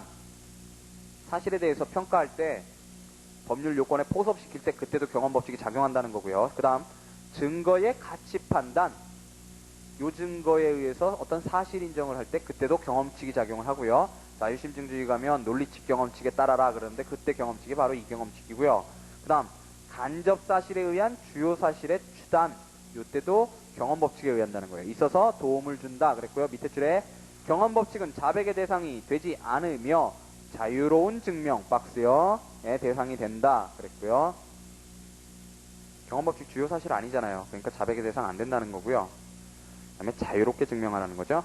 자, 증명 여부는요. 첫째 줄에 일반 상식에 속하는 것 박스요. 그것은 증명의 대상이 되지 않으나 줄 치시고요. 밑에 줄에 전문적, 학리적 지식에 속하는 것 거기 박스 치시고요. 에 대해서는 밑에 줄에 증명이 필요하다 거기 줄을 치시고요. 그럼 밑에는 무시하시면 되고요. 자, 양가로 3번에서요. 첫째 줄부터 넷째 줄까지가 문제 제기예요. 경험법칙의 인정을 그르쳤거나 그 적용을 잘못한 경우에 사실 문제로서 사실심의 정권에 속하느냐 법령 위반과 가치부와 상고 이유로 되느냐에 다툼이 있는데 예컨대 별다른 자료도 없이 경험칙상 농촌 일용노동자의 월 가동일수가 그러니까 일시이익 산정할 때요. 월 가동일수는 이 사람이 보통 며칠이라나 그런 거거든요. 월 가동, 사람이 가동되는 일수가 얼마냐는 거예요. 25일이 아니라 22일이라고 인정한 경우에 그러니까 일요일만 빼면 되는데 평일까지도 뺐단 말이죠. 그때 인정한 경우에 상고 이유가 되느냐 여부이다. 여기까지가 문제고요. 자, 거기부터 나오는 게 법률 문제설이 나오는 거예요. 자, 거기서부터 줄을 치시면은요. 경험법칙은 법규에 준할 것이므로 그 위배는 이른 사실 문제라기보다 법률 문제 박스 치시고요. 우리의 판례 동그라미요. 경험법칙 적용의 잘못을 법령 위배처럼 상고 이유가 된다고 보는 법률 문제설 박스요. 이다. 슬래시 딱 닦으시고요. 그 다음 사실 문제설이 나와요. 경험법칙은 법규와 달리 통상적으로 사실 판단에 쓰이는 자료. 이게 첫 번째 논거고요. 그 다음 전문적 지식에 대해서는 문외 아닌 상고심법관이 사실심 인정을 비판한다는 것은 부당하다. 이게 두 번째 논거고요. 이것을 이유로 이를 사실 문제로 보는 사실 문제설 박스요. 거기 김홍규 교수님, 송상현 교수님 이렇게 있죠? 있다. 그 다음에 슬래시 딱 닦으시고요. 그 다음부터 이제 검토가 나오는 거예요. 검토와 맨 끝에 절충설이 나오는데요. 자, 그럼 거기 다 주실 거 없고요. 세 줄 내려가시면은요. 경험법칙 위반이라 하여 모두 상고심의 심사를 받게 된다면 단지 사실 인정의 잘못에 지나지 않는 케이스가 경험법칙 위반이라는 이유로 상고되어 상고심이 제3의 사실심이 될 염려가 있고 법률심으로서는 순화되기 어려우므로 즉 사실 문제로 보자는 거죠. 원칙적으로요. 경험법칙의 적용에 현저한 오류가 있을 때만 거기 박스요. 상고 이유 박스요. 현저한 오류가 있을 때만 상고 이유가 되고 심리불속행 사유를 면할 수 있을 것이다. 그랬어요. 그러니까 심리불속행이라는 건 뭐냐면요. 누가 상고를 제기했는데 거기 무슨 법률 적용에 관한 문제라든가 이런 법에서 정하고 있는 어떤 사유들이 없으면 그러면은 심리를 속행하지 않고 바로 상고 기각을 때려버린다고요. 그걸 심리불속행이라고 그러는데 자, 이렇게 경험법칙 위반이 그게 현저한 오류가 있는 경우가 아니라면 그걸 이유로서 상고했을 땐 그냥 상고 기각한다는 거예요. 심리불속행 사유 안 된다라는 거죠. 면할 수 없다. 그런 거고요. 거기가 절충설이에요. 지금 5줄 그게 절충설이에요. 그러니까 그게 비판점이기도 하고 사실 문제설에 대한 비판점이기도 하고 그게 절충설이고요. 그 다음에요. 자, 법규가 나오죠. 양가로 1은 이제 대상의 증명 여부가 나오는 거고요. 양가로 2에는 존부불명시의 처리에 대해서 나와요. 거기도 이제 학설 대립이 나오는데요. 자, 첫째 줄에요. 법규의 존부 확정이나 적용은 법원의 직책이므로 증명의 대상이 되지 않는 것이 원칙. 동그라미요. 증명의 대상이 아니에요. 원칙적으로요. 그러나 외국법, 지방법령, 관습법, 시효된 법률 등은 반드시 법관이 알고 있다고 할 수 없으므로 이를 알지 못하는 때에는 증명의 대상이 된다. 하지만 그 줄 끝에요. 직권증거조사를 요한다. 그랬고요. 밑에 줄에요. 자유로운 증명에 의해도 무방하다. 그랬어요. 그 다음에 존부불명시의 처리에 대해서는요. 자, 양가로 2번에요. 외국법의 경우에 직권조사를 다 하여 보아도 외국법규의 존부를 확정할 수 없는 경우, 거기가 문제고요. 거기까지가 문제예요. 외국법의 경우에 직권조사를 다 해봐도 외국법규의 존부를 확정할 수 없는 경우, 그러니까 외국법을 적용해야 될 텐데 외국법을 도저히 알 수가 없어요. 그때 어떻게 하느냐 그거예요. 그래서 자, 처음 나오는 게 국내의 법규를 적용할 수밖에 없다고 하는 국내법 적용설, 법정지법설, 이게 첫 번째 견해고요. 그러니까 동그라미 1 하시면 되죠. 국내의 법규를 적용할 수밖에 없다고 할 것이다. 그게 국내법 적용설이고요. 그 다음에 슬래시 그시면 원고 청구를 기각해야 한다는 청구기각설, 그게 동그라미 2죠. 그 다음 조리에 따라 재판해야 한다는 조리설, 그게 동그라미 3이고요. 그 다음 동그라미 4는요. 그 외국법과 가장 유사한 법률을 적용할 것이라는 유사법 적용설, 이렇게 네 가지가 있어요. 네 가지가. 문제 안 되겠죠? 그냥 참고로 그냥 쓱 지나가시면 돼요. 이것 때문에 스트레스 받지 마시고요. 자, 그 다음에 불료증 사실이 나와요. 불료증 사실에서 제일 중요한 건 재판상 자백이고요. 자백은 달달달달 하여튼 잘 알고 계셔야 돼요. 자, 불료증 사실에서요. 첫째 줄에 변론에 나타난 소송 자료인 사실이라고 하여도 증명을 요하지 않는 경우가 있다 그랬고요. 당사자 간의 소송상 다툼 없는 사실, 현저한 사실, 그것이다 그랬고요. 288조 그랬죠? 288조는요. 불료증 사실에 관한 조문이에요. 그래서 법원에서 당사자가 자백한 사실과 현저한 사실은 증명을 필요로 하지 않는다. 다만 진실에 어긋나는 자백은 그것이 착오로 말미암은 것임을 증명한 때에는 취소할 수 있다. 요게 이제 재간동경착에서 착에 해당하는 규정이에요. 단서가. 자, 보시면은요. 셋째 줄에 다툼이 없는 사실은 밑에 줄에요. 중간에 법원의 사실 인정권이 배제되는 결과, 그래서 불료증이라는 거고요. 밑에 줄에 현저한 사실은 그 객관성 때문에 불료증이 된다는 거예요. 근거가 다르죠? 두 가지가. 그 다음에요. 밑에 줄 끝에요. 법률상 추정을 받는 사실은 밑에 줄에요. 증명을 요하지 않는 사실이다. 그랬어요. 이렇게 본다면 거기 참고로요. 줄 치지 마시고요. 당사자 간에 다툼 없는 사실, 현저한 사실, 법률상 추정받는 사실, 요게 불료증 사실이라는 거예요. 하지만 법률상 추정받는 사실에 대해서는 나중에 얘기를 하고요. 여기서는 이제 앞에 점 1하고 점 2만 나오는 거예요. 첫 번째, 재판상 자백이 문제되고 그 다음에 재박 간주, 그 다음에 현저한 사실, 이런 순으로 써져 있어요. 자, 재판상 자백은요. 여러분들 반드시 달달달달 외우셔야 돼요. 달달.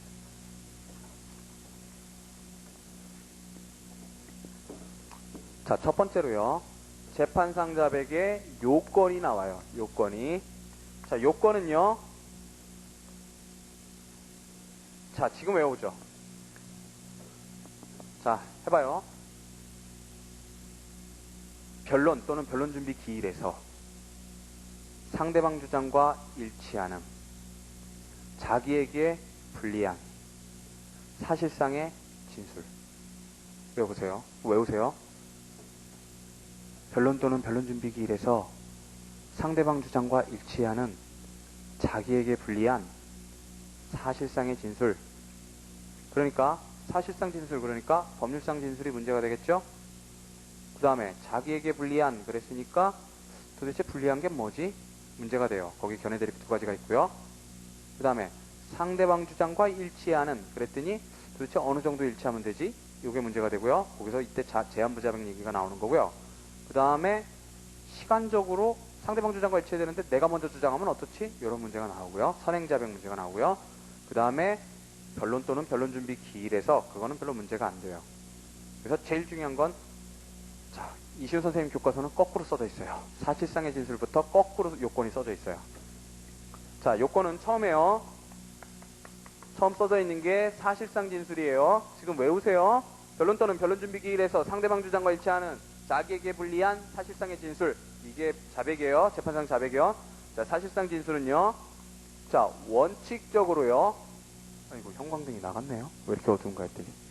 자, 원칙적으로요. 자, 재판상 자백은요. 주요 사실에 대해서 되는 거죠? 변론주의가 적용되는 거니까요. 그러니까 원칙적으로 주요 사실이고요. 그런데 우리가 예외적으로 취급하는 게 있어요. 자, 보조 사실이지만 주요 사실처럼 취급하는 게 있어요. 그래서 자백까지도 성립하는 게 있는데 그게 바로 문서의 진정 성립에 관한 거예요. 즉 뭐냐면 이게 위조되었는가 아닌가, 여기에 명의인이 작성한 것인가, 요 문제가 성립의 진정 문제란 말이죠. 즉 형식적 증거력의 문제인데 요거는요 보조 사실에 불과함에도 불구하고 증거력에 관한 사실이죠. 하지만 그거는 주요 사실 취급을 해요.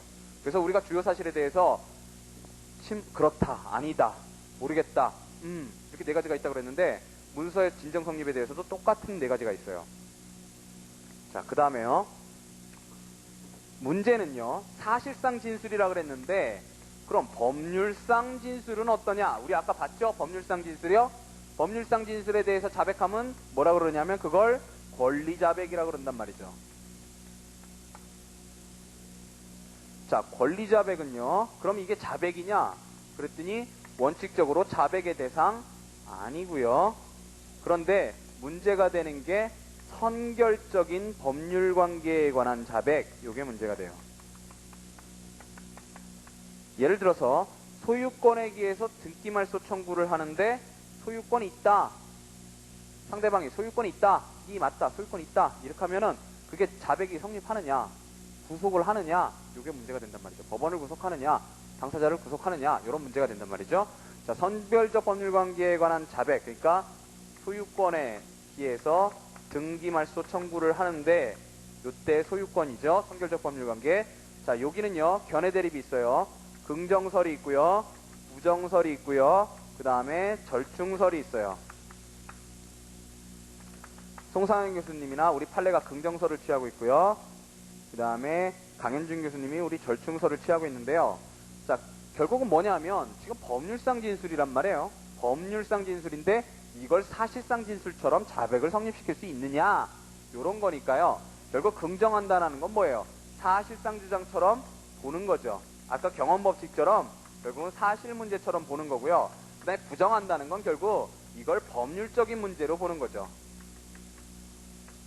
자, 절충설은요, 자백의 경우에는요, 원래 사실상 진술에 대한 자백의 경우에는 당사자도 구속하고 법원도 구속해요. 그래서 당사자를 구속하기 때문에 철회를 못해요, 원칙적으로.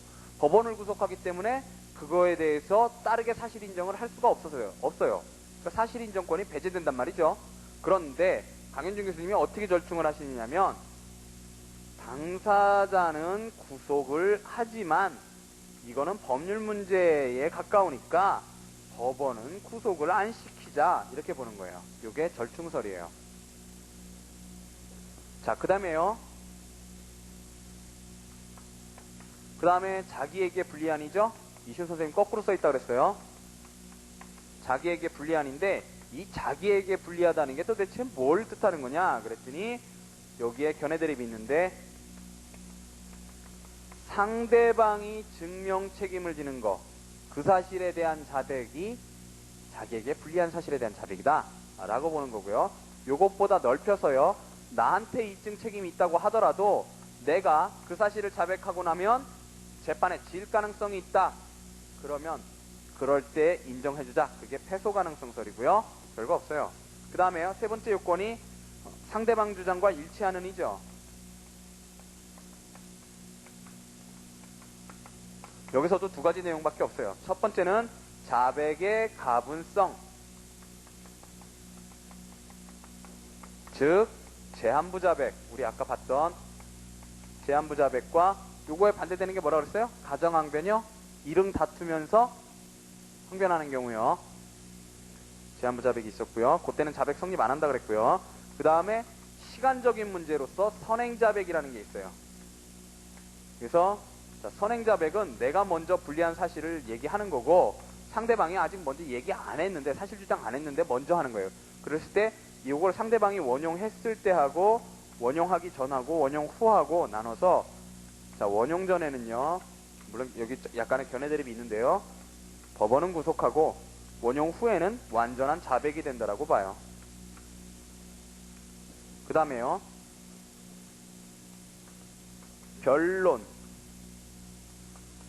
변론 준비 기일, 요거는 별 논점 없어요. 자, 이게 요건이고요. 그 다음에 칠판 넓은 게 좋더라. 싫으시죠 여러분은? 효과는요, 결국 뭐냐면 당사자에 대한 구속과 법원에 대한 구속이에요. 당사자 구속력과 법원 구속력이고요.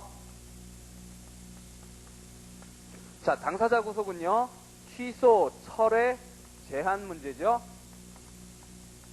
자, 근데 여기 예외가 있는데 요게 제,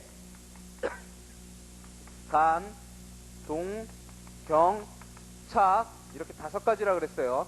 제는요, 재심사유가 있을 때, 그 다음에 자백 간주, 그 다음에 상대방 동의가 있을 때, 그 다음에 이거는 경정권이요, 그 다음에 이거는 차고 있을 때, 이렇게 5가지, 재간동경착 이렇게 5가지 예외가 있고요. 그 다음에 법원에 대한 구속력은요, 그 의미는 결국 법원에 그 사실에 대한 인정권을 배제한다라는 거고요. 증거조사도 안 되고 그 사실과 달리 사실의 존재를 인정할 수도 없고, 요게 재판상 자백이에요. 재판상 자백 보시면은요, 자, 한번 책을 보세요. 1번에 의, 2번에 요건 이렇게 나오죠? 그러면 양가로 1에 뭐예요? 구체적인 사실을 대상으로 하였을 것, 즉 사실상 진술이란 말이에요. 사실상 진술이요. 그 다음에 양가로 2에 자기에게 불리한 사실상 진술 나오죠? 자기에게 불리한 자백의 내용 그러고 나오고요. 양가로 3에 상대방의 주장 사실과 일치되는 사실상의 진술 이렇게 나오고요. 그 다음에 4에 변론이나 변론 준비 기일에서 소송행위로서 진술했을 것 이렇게 나오죠? 자, 그러니까 그거를, 자, 소리를 내서 한번 해보세요. 저를 쳐다보시고요. 다 하나 둘 셋 하면 하시는 거예요. 하나 둘 셋.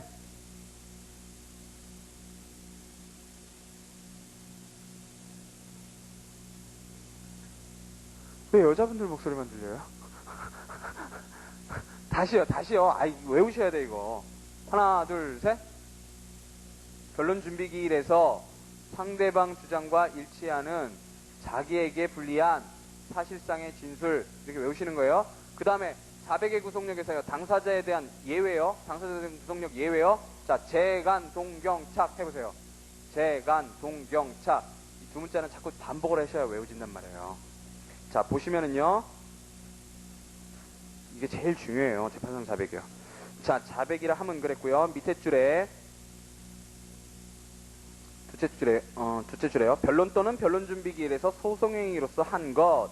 그게 밑에 줄 끝에요. 재판상의 자백이란 말이죠. 거기 그러니까 재판 외 자백하고 재판상 자백하고 써놨는데 우린 재판상 자백만 하면 된단 말이죠. 재판 외에서 하는 거야 뭐 의미가 없죠.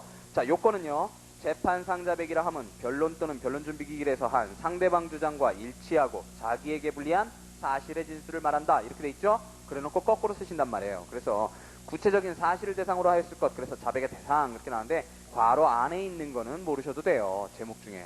그러니까 그렇게만 외우시면 돼요. 자, 반가로 이래요. 자, 사실상의 진술이니까요, 문제는 결국 법률상의 진술이 문제가 되는 거예요. 그래서 둘째 줄에요, 자기에게 불리한 상대방의 법률상의 진술 박스 치시고요. 또는 의견은 자백의 대상이 되지 않는 게 원칙이에요. 원칙. 그런데 이제 작은 글씨로 권리자백들이 쭉 나오죠. 이게 문제인 거예요. 이게 문제인데, 자, 거기 보면 .1, .2, .3, .4, .4까지 해가지고요, 그 4가지를 하나하나 분석을 해놔요. 보세요. 거기다 박스를 치세요. 자, 법률상의 진술에는 .1 법규의 존부 해석, 법규의 존부 해석. 맞다. 그 법률 존재한다. 이런 거요. 점이는요. 사실에 대한 평가적 판단. 맞다. 그거 선량한 풍속에 위반된다. 이런 거요. 그 다음 점 3은요. 법률적 사실. 그거의 진술. 그렇게 나오고요. 나 매매했다. 이런 거요. 원래요. 내가 소비대차 계약을 체결했습니다. 이거는 법률상 진술이에요. 우리 순수한 사실상 진술은 어떻게 하는 거냐면 제가 돈 꺼줬는데요. 이게 사실상 진술이란 말이에요. 제가 소비대차 계약을 저 사람과 체결했습니다. 이거는요. 법률상 진술이에요. 그게 바로 법률적 사실의 진술이라는 거고요. 점 4는요. 소송물의 존부의 판단의 전제가 되는 선결적 법률관계 진술. 거기도 박스 치시고요. 네 가지가 있어요. 이렇게 법규의 존부 해석, 사실에 대한 평가적 판단, 법률적 사실, 밑에 선결적 법률관계 진술 그랬는데요. 다만 밑에 줄에요. 소송물인 권리관계 거기도 박스를 치시면요. 그 자체에 대한 불리한 진술도 넓은 의미의 권리자백이나 선고 포기 일락으로서 구속력이 생긴다. 이거 우리 아까 봤죠? 자, 그거는 제외하고요. 자, 1부터 4까지 이제 하나하나 보는 거예요. 자, 점 1은요. 법원이 그 줄 끝에요. 전권사항 그랬어요. 자백의 대상이 되지 않는다. 그래서 뭐가요? 법규의 존부 해석이요. 그 다음 사실에 대한 평가적 판단이요. 자, 2에는요. 과실, 정당한 사유, 선량한 풍속 위반, 의사표시 해석, 법적 성질, 증거의 가치 평가, 실질적 증거력 등의 진술 요런 게 해당이 되는데 밑에 줄에요. 재판상 자백으로 법원을 구속하지 못한다. 그랬어요. 왜요? 법 적용 문제, 법 해석 문제니까요. 그 다음에 판례도요. 뭐라 그랬냐면 당사자가 채권계약인 특수한 무명계약을 가리켜서 물권계약인 담보설정계약이라는 취지로 자인했다 하여도 권리자백이라 했으며 즉 자백의 구속력 인정 안 해줬다는 얘기예요. 권리자백이라 했다는 건. 그 다음 법률상 유언이 아닌 것을 유언이라 시인하였다 하여 유언이 될 수 없고 그 다음 법률상 혼인외자가 아닌데 혼인외자라고 시인하였다 하여 혼인외자로 될 수 없다 그랬어요. 세 가지 판례가 나오죠. 자, 안 된다는 거예요. 그러니까 점 1 옆에도 X, 점 2 옆에도 X, 그 다음 점 3 옆에는요. 법률상 개념을 사용하여 사실 진술한 경우 그랬고요. 그 내용을 이루는 사실에 대한 압축 진술로 보고 매매, 소비대차처럼 상식적으로 널리 알려진 것이고 진술자가 지가 뭘 말하는지 이해했으면 재판상 자백으로서의 구속력을 인정하자 그랬어요. 자, 어떤 조건이 붙는 대신 인정하죠. 동그라미예요. 점 3 옆에는 동그라미예요. 뭐가요? 법률적 사실의 진술이요. 매매, 소비대차 거기다 박스 쳐놓으시면 돼요. 뭐라고요? 그 내용을 이루는 사실, 즉 돈을 꿔줬다는 사실, 그걸 샀다는 사실, 그거에 대한 압축적인 진술, 요약해서 하는 진술로 봐줄 수 있다라는 거고요. 그러면 매매계약 체결 사실과 소비대차 계약 체결 사실에 대해서 자백이 성립할 수 있다라는 거예요. 그 다음 점 4는요. 선결적 법률관계에 관한 자백, 요게 문제예요. 요게 문제인데 첫째 줄 끝에요. 얘가 나오죠. 소유권에 기한 등기 말소 청구에서 갑주장의 소유권을 의리 시인하는 경우 그랬고요. 판례부터 나와요. 판례 동그라미요. 소유권의 내용을 이루는 사실에 대한 재판상 자백으로 볼 수 있다 그랬어요. 아까 법률적 사실의 진술처럼 보는 거죠. 소유권의 내용을 이루는 사실에 대한 재판상 자백으로 볼 수 있다. 그리고요. 선결적 법률관계는 그 자체로는 자백으로서 구속력이 없다고 하더라도 그 내용을 이루는 사실에 대해서는 자백이 성립될 수 있다. 그 내용을 이루는 사실 박스요. 자, 점 3에 있던 그 내용을 이루는 사실 똑같죠? 선결적 법률관계도 그렇게 본다는 거예요. 매매라고 얘기하나 소유권이 있다라고 얘기하나 마찬가지라는 거예요. 에 대해서는 자백이 성립할 수 있다 그랬고요. 그 전에 넘어가시기 전에 그 각주 6번에 보시면은요. 그게 법률적 개념을 사용해서 사실 진술한 경우인데 당사자가 법률적 용어로서 진술한 경우에 그것이 동시에 구체적인 사실관계의 표현으로서 사실상 진술을 포함하고 있을 때는 그 범위에서 자백이 성립한다 그랬단 말이죠. 자, 판례가 먼저 나왔고요. 학설은요. 이제 세 가지가 나오는데요. 자, 절충설부터 나와요. 절충설.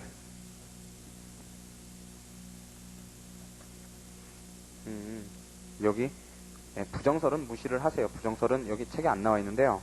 이거 보충을 해야 되는 건데 보충 필요 없어요. 요거 그냥 절충설하고 긍정설만 하시면 돼요. 자, 우선요. 첫째 줄에 당사자에 대한 구속력을 긍정하여 자백한 당사자에 의한 임의철회는 금지하되 법원에 대한 구속력은 부정하여 법원이 자백에 반하여 판단할 수 있다. 절충설 동그라미요. 거기까지가 절충설이에요. 즉 뭐예요? 당사자가 소유권이 있다 그러면은 그거는 당사자는 못 다투게 하면서 법원으로서는 진짜 소유권이 있는지 없는지 법원으로서는 자유롭게 판단할 수 있다는 거죠. 법률적인 문제니까요. 그게 절충설이고요. 그 다음에 긍정설이 나오는데요. 소유권에 기한 가혹명도 청구에 있어서 자, 소유권 문제는요. 소전제를 이루고 있는 점에서 사실관계와 다를 바 없다 그랬어요. 그래서 자백으로서의 효력을 긍정해야 한다 그랬고요. 우리 긍정설의 입장에서 검토가 나와 있죠. 밑에 줄에요. 중간 확인의 소의 대상이 되었을 때, 그러니까 소유권에 기해서 가혹명도 청구를 하는데요. 중간 확인의 소로 소유권 확인의 소를 제기할 수 있죠. 그러면 상대방이 거기에 대해서 청구 일락할 수 있죠. 그 얘기예요. 그래서 중간 확인의 소의 대상이 되었을 때 피고로서 청구의 일락도 가능할 수 있는 것이라면 그보다 유리한 피고의 자백은 응당 긍정하자라는 거예요. 그보다 유리하다는 건 뭐냐면 청구의 일락은 그럼으로써 끝나잖아요. 그죠? 하지만 자백한다고 소송물이 있는 것으로 인정되지는 않죠. 그 얘기예요. 그래서 응당 긍정하자라는 게 이게 긍정설이고, 그러니까 여기 절충설, 긍정설만 하고 판례만 이렇게 쓰세요. 부정설은 쓰지 말고 뭐 없으니까요. 여기 책에. 그 다음에 자 반가로 이번에는요. 이제 뭐가 나오느냐면 자백의 대상이 되는 사실은 주요 사실 거기다 박스 치시고요. 에 하나며 간접사실 박스요. 그 다음에 보조사실 박스요. 에 대해서는 자백이 성립하지 않는다. 단 가로 안에 뭐라고 돼 있어요? 단 준주요 사실은 자백의 대상이 됨. 무슨 설이요? 준주요 사실설이죠. 이거는 주요 사실설에 주요 사실 요건 사실 우리 법규 기준설에 의하면 말이 안 되는 거예요. 그렇죠? 그 다음에요. 거기서 두 줄 내려가시면은요. 끝에 법관의 전권인 자유심증을 제약하기 되기 때문이다. 그랬어요. 그러니까 간접사실이나 보조사실에 대해서 자백 인정 안 해주는 게 자유심증을 제약하기 때문이라는 거예요. 그 다음에 밑에 줄에요. 판례는 거기요. 제일 중요한 거예요. 거기서 문서의 성립에 관한 자백 박스요. 은 보조사실에 관한 것이지만 그 취소 박스요에 관하여는 주요 사실에 관한 자백 취소와 같이 취급해야 한다. 이렇게 했어요. 자, 문서의 성립에 관해서요. 진정 성립에 관해서 즉 형식적 증거력에 관해서요. 자백이든지 자백 취소든지 간에 하여튼 주요 사실처럼 취급한다는 거예요. 주요 사실에 대한 자백처럼요. 자, 이게 사실상 진술인데 결국 사실상 진술에는 사실에 관한 얘기는 조금 있고 결국 법률상 진술에 관한 얘기가 대부분이죠. 자, 그 다음에요. 자기에게 불리한 사실상 진술 이게 뭘 뜻하느냐 그랬어요. 거기에 학설 대립 두 개가 먼저 나와요. 사실이라 함은 상대방이 증명 책임을 지는 사실을 뜻한다. 증명책임설 박스요. 그 사실을 바탕으로 판결이 나면 패소할 가능성이 있는 경우는 자기에게 증명책임 있는 사실도 포함한다. 패소 가능성설 박스요. 갈려있다 그랬고요. 자, 밑에 줄에는요. 후설에 대한 비판이 이렇게 나오는데요. 부인하는 진술도 자백이라고 봐야 한다. 그래서 자백의 범위가 넓어지게 된다. 그런데 괄호 안에 보시면은요. 선의 취득의 경우에 그 효과를 주장하는 자가 무과실을 증명해야 하는데 스스로 과실이 있다고 자인하는 경우 그랬단 말이죠. 그럼 이게 지금 자기가 증명 책임을 지는 사실에 대해서 자백을 하는 거죠. 자백이라고요. 이렇게 자백이라는 말이에요. 패소 가능성설에 의하면. 그런데 이 비판이요. 밑에 줄에 생각한데 이와 같은 진술은 주장 자체로 이유 없는 거다. 차라리 그렇게 보자라는 거예요. 주장 책임 있는 당사자가 주장 자체로서 이유 없는 주장을 한 경우이며 그랬어요. 따라서 392페이지 첫째 줄에 보시면요. 자백이 아님을 전제로 당사자에게 정정할 기회를 주는 것이 옳다. 자백이 아니라 변론 전체 취지로 참작할 것이다. 그래서 결국 증명책임서를 따른다 이렇게 되는 거예요. 그러니까 자기에게 증명책임 있는 사실은 인정 안 하겠다는 거예요. 그거는 지가 선의취득 주장하면서 지가 과실이 있다라고 얘기를 하면 그게 주장 자체로 이유 없다라는 거죠. 모순된다는 거예요, 주장이. 그러니까 그거는 자백이라고 보지 말고 철회하게 내비둬라. 바보니까. 이런 얘기예요. 자, 상대방의 주장 사실과 일치되는 사실상의 진술을 그랬어요. 그래서 이 자백의 모습 그러는데, 자, 반가로 이해는요, 이제 선행자백, 자별자백 그런 얘기가 나와요. 자, 상대방이든 자백하는 당사자이든 어느 쪽이 먼저 진술했는가의 시간적 선언은 문제 안 된다. 이게 시간적 문제가 먼저 나오는 거예요. 그래서 그 줄 밑에요. 일방이 먼저 자진하여 불리한 진술을 하는 수가 있다. 밑에 줄에요. 이를 선행자백 박스 또는 자발자백 박스여 이라 한다. 슬래시 딱딱. 만일 상대방이 이를 원용 동그라미요 하면 자백으로 된다. 슬래시 딱딱. 그 줄에 원용하기 전 그랬고요. 밑에 줄에요. 당사자에 대한 구속력은 없다. 마음껏 철회할 수 있다는 거예요. 원용하기 전에는요. 그러나 그 줄에요. 법원에 대한 구속력은 있는 것이기 때문에 즉 철회 안 했을 때 법원에 대한 구속력이 있다는 거예요. 법원이 그와 반대 심증에 불구하고 이를 기초로 하여 판단해야 한다. 그랬어요. 즉 선행자백도 반쪼가리 자백 취급을 하는 거죠. 자백간주처럼 취급을 하는 그렇죠. 자백간주처럼 취급을 하는 거예요. 그래서 뭐 거기 견해드립인데 그건 무시하시면 되고요. 그 다음에 반가로 2에요. 이번에는 시간적인 문제가 아니라 가분성의 문제예요. 첫째 줄 끝에요. 자백의 가분성의 원칙 박스요. 은 당연히 인정된다 그랬고요. 줄치시 말고 보세요.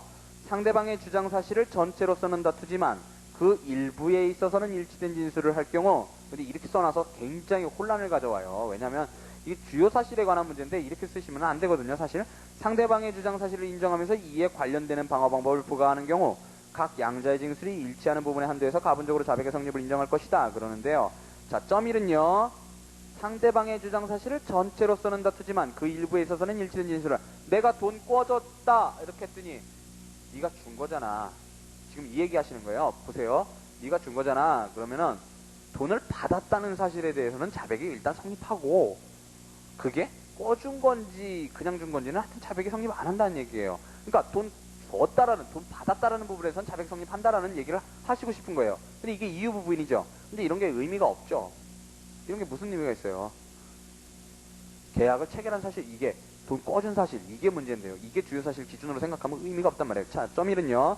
이유부 부인 박스요. 으로 예컨대 돈을 받은 것은 인정하지만 상대방 주장과 같이 차용한 것이 아니라 증여로 받았다는 등이 그것이며 이 경우에 돈을 받았다는 사실의 한도에서 자백이 성립된다 그랬고요.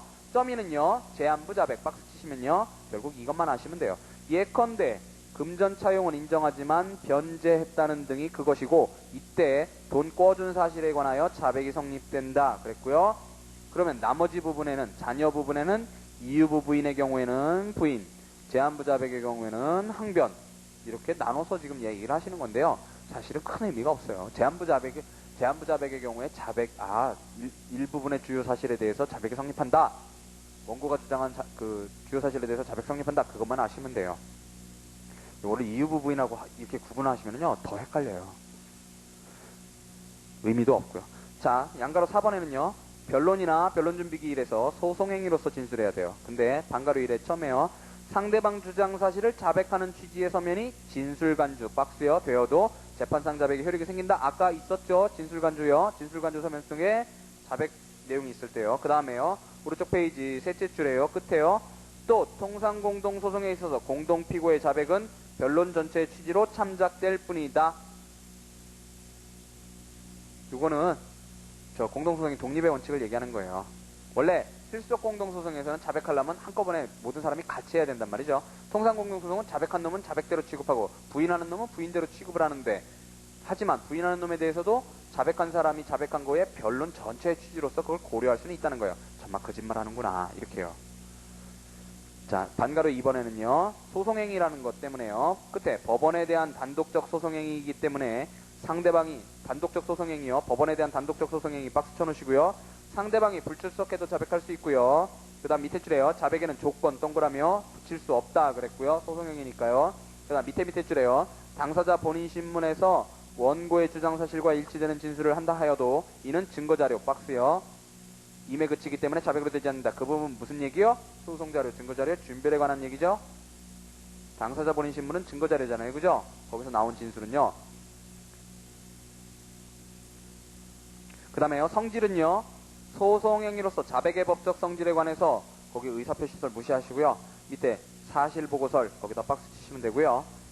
그 다음에 세 줄 내려가셔서요. 이설은 단지 상대방의 주장사실이 진실이라는 지식의 보고에 그치는 것으로 본다. 그랬고요. 밑에 줄에 자백의 법률 효과는 당사자의 의욕에 불구하고 발생하는 것, 즉 의사표시 아니라는 거죠. 통설인 후설 거기만 아시면 되고요. 이건 뭐 쓰실 일 없어요. 그 다음에 효력은요.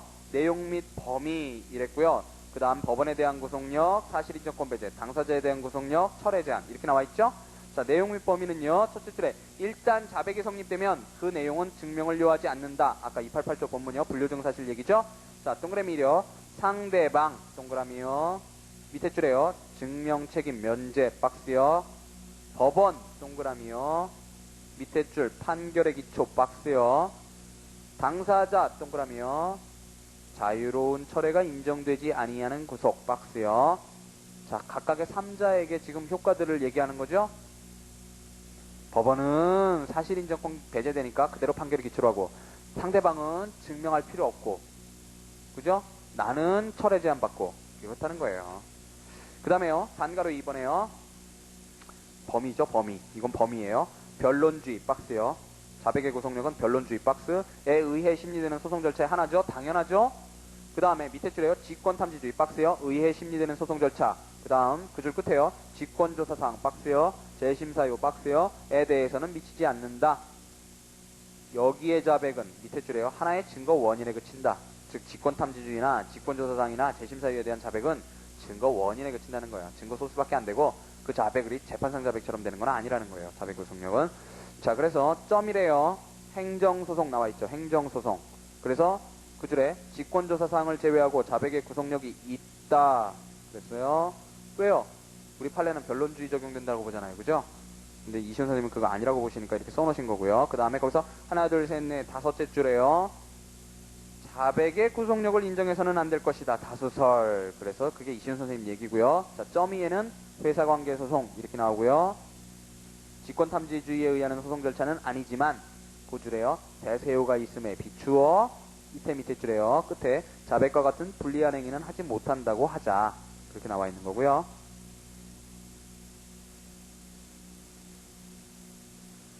자, 그 다음에요. 법원에 대한 구속력과 이제 당사자에 대한 구속이니까 지금 우리 앞에서 본 거는 자백의 내용과 범위에 관해서 본 거예요. 그 자백의 효력의 내용과 범위에 관해서 개괄을 하면서 본 거고요. 자, 법원에 대한 구속력은요. 법원은 자백 사실이 진실인가 여부에 관하여 판단할 필요가 없으며 증거조사의 결과 반대 심증을 얻었어도, 즉 허위 자백이라는 심증을 얻어도 이에 반하는 사실을 인정할 수 없다. 그렇죠? 요게 사실인정권 배제 내용이고요. 밑에 줄에 변론주의의 발현 그랬어요. 논거가 이유가 변론주의의 발현이라는 거고요. 그 다음 밑에 줄에요. 하지만 현저한 사실에 반하는 자백, 경험법칙에 반하는 자백도 그 구속력이 있는가? 그게 문제고요. 문제 표시하시고요. 밑에 줄에요. 중간에 현재, 판례, 통설, 부정적 그랬어요. 멋있는 논거 나오죠. 끝에 변론주의, 이걸 긍정하면 변론주의의 과장, 재판의 위신 실추 그랬단 말이죠. 무슨 얘기냐면 유교가 6월 24일 날 났다 그랬더니 한 사람이 아이고 6월 25일 날 났는데요. 그러니까 상대방이 6월 24일 날 났다 그랬더니 상대방이 맞다 그랬더니 그거를 재판에서 판결의 기초로 했단 말이죠. 그러면 그거 재판의 위신 실추라는 거예요. 변론주의 과장이고 그런 얘기고요. 그래서 경험법칙이나 현저한 사실에 반하는 자백은 구속력을 부정하자 그런 거고요. 누구에 대한 구속력이요? 법원에 대한 구속력 부정하자는 거예요. 자, 당사자에 대한 구속력 보시면은요. 이제 원칙이 처음에 나오죠. 일단 자백이 성립하면 자백한 당사자는 임의로 철회할 수 없다 그랬고요. 밑에 줄 끝에요. 본래 자백이 자백간주와는 다른 점이다 그랬고요. 다시 말해서 자백간주의 경우에는 철회 제한이라는 구속력은 없다 그랬어요. 거기까지가 원칙이고요. 그 밑에부터 쫙 나오는 게 예외예요. 다만 자백도 다음과 같은 경우에는 철회가 허용되지만 철회가 시기에 늦어서는 안되며 실기각하 규정이죠. 149조. 상고심에서도 허용되지 않는다. 상고심에서 사실 인정 못하잖아요. 사실 갖고 못하잖아요. 그죠? 법률심이니까요. 자, 1번에요. 상대방의 동. 재간동 경찰 중에 동. 그 다음에 반가로 2에요. 자백이 제3자의 형사상 처벌할 행위에 이루어진 때 재심사유. 그게 재심사유고요. 자, 반가로 3번에요. 자백이 진실에 반하고 착오로 인한 것입니다. 재간동경, 착동 이렇게 나왔고요. 자, 자백이 진실에 반하고 착오로 인한 것임을 증명할 때 이거는 여러분들이 주의를 하셔야 돼요. 여기 있는 내용은 반드시 달달달달 외우셔야 돼요. 자, 점이래요. 자백의 취소 주장은 반드시 명시의 방법이 아니라 묵시적 박스요. 전해 자백과 상반되는 주장으로도 할 수 있다 그랬고요. 각 주부를 보시면은요, 종전 자백에 배치되는 주장을 하고 이에 대해서 상대방이 아무 말 안 하면 종전 자백은 취소된 것으로 볼 것 그랬죠? 이게 바로 묵시적 철회라는 거고요. 그 다음에요, 점이에요. 자, 여기를 반드시 주의하셔야 돼요. 점이하고 점 3이요. 취소하려면, 자, 우리 규정에 뭐라고 돼 있어서 진실에 반하고 착오로 인한 것임을 증명할 때 이렇게 하면은 취소할 수 있다고 했잖아요. 그랬더니 반진실과 착오 박스 치시고요. 요 두 가지를 아울러 증명해야 하며 반진실 증명됐다 그래서 착오가 추정되지는 않고요. 그러나 자백이 진실에 반한다는 것, 반진실이 증명되면 변론의 전 취지만으로 착오를 인정할 수 있어요. 자, 요 3단계를 다 외우셔야 돼요. 반진실과 착오 두 가지를 증명해야 한다. 그 다음에 반진실 증명됐다 그래서 착오가 추정되지는 않는다. 하지만 반진실 증명되면 착오는 변론의 전 취지로서도 인정할 수 있다. 요 3단계 다 외우셔야 돼요. 인정할 수 있다 그랬고요. 점 3에 자백의 취소에 있어서 자백 당사자가 처음부터 진실한 것이 아님을 의식하고서 자백한 때에는 제재적으로 취소가 허용되지 않는다 그랬어요. 처음부터 진실이 아닌 걸 알고 자백했을 때는요, 거짓말하는 거 알면서 자백했을 때는 취소 허용 안 된다 그랬고요. 자, 그 다음에 4번에 소송 대리인의 자백을 당사자가 나오죠. 경정권이요. 재간, 동경, 착 중에 자백 간주만 안 나와 있는 거예요. 그죠?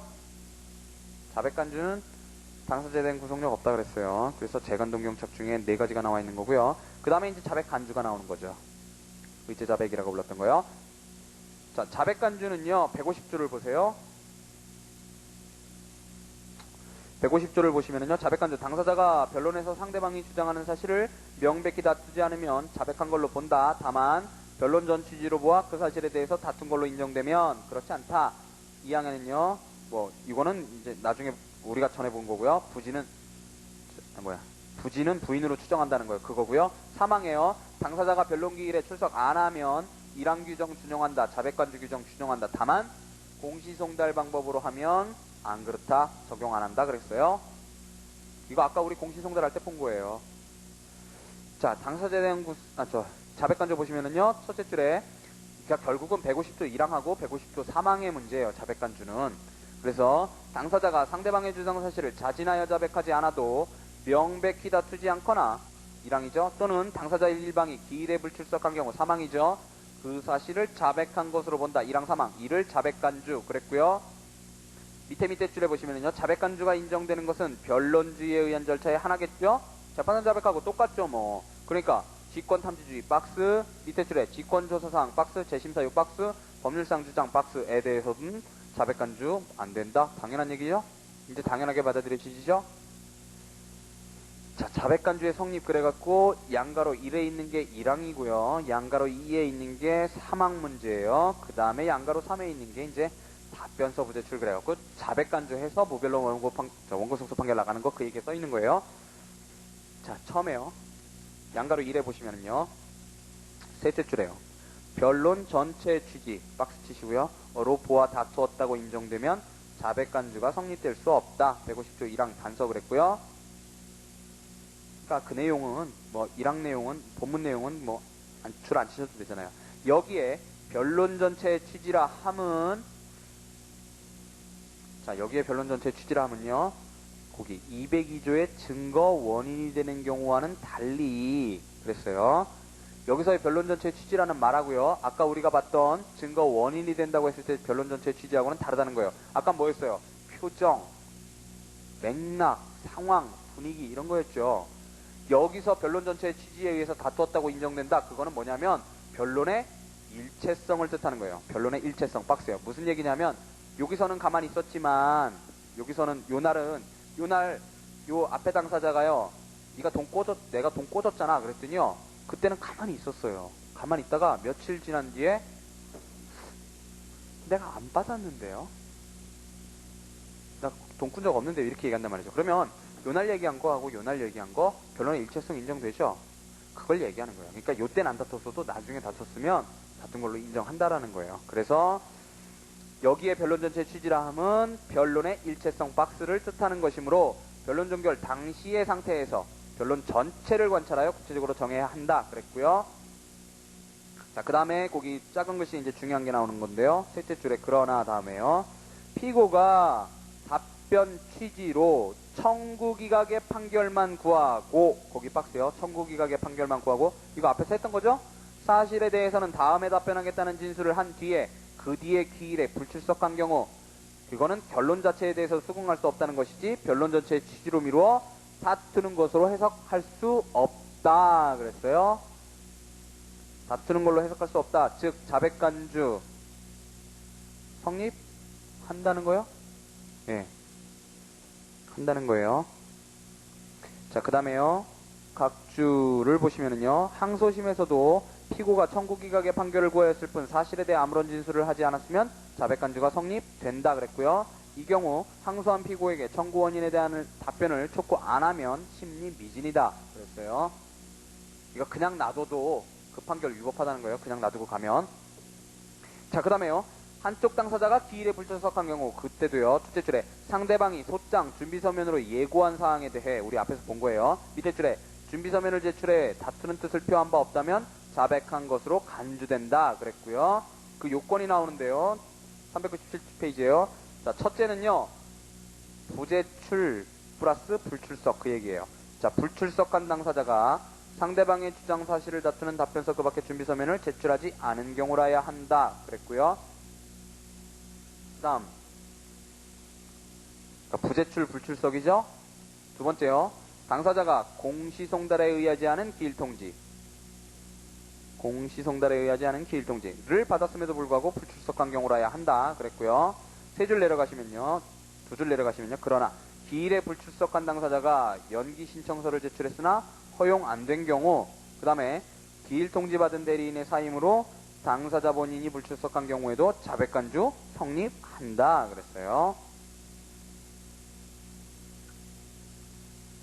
뭐 이런 경우는 공시송달에 의해서 기일통지 받은 건 아니잖아요. 그죠?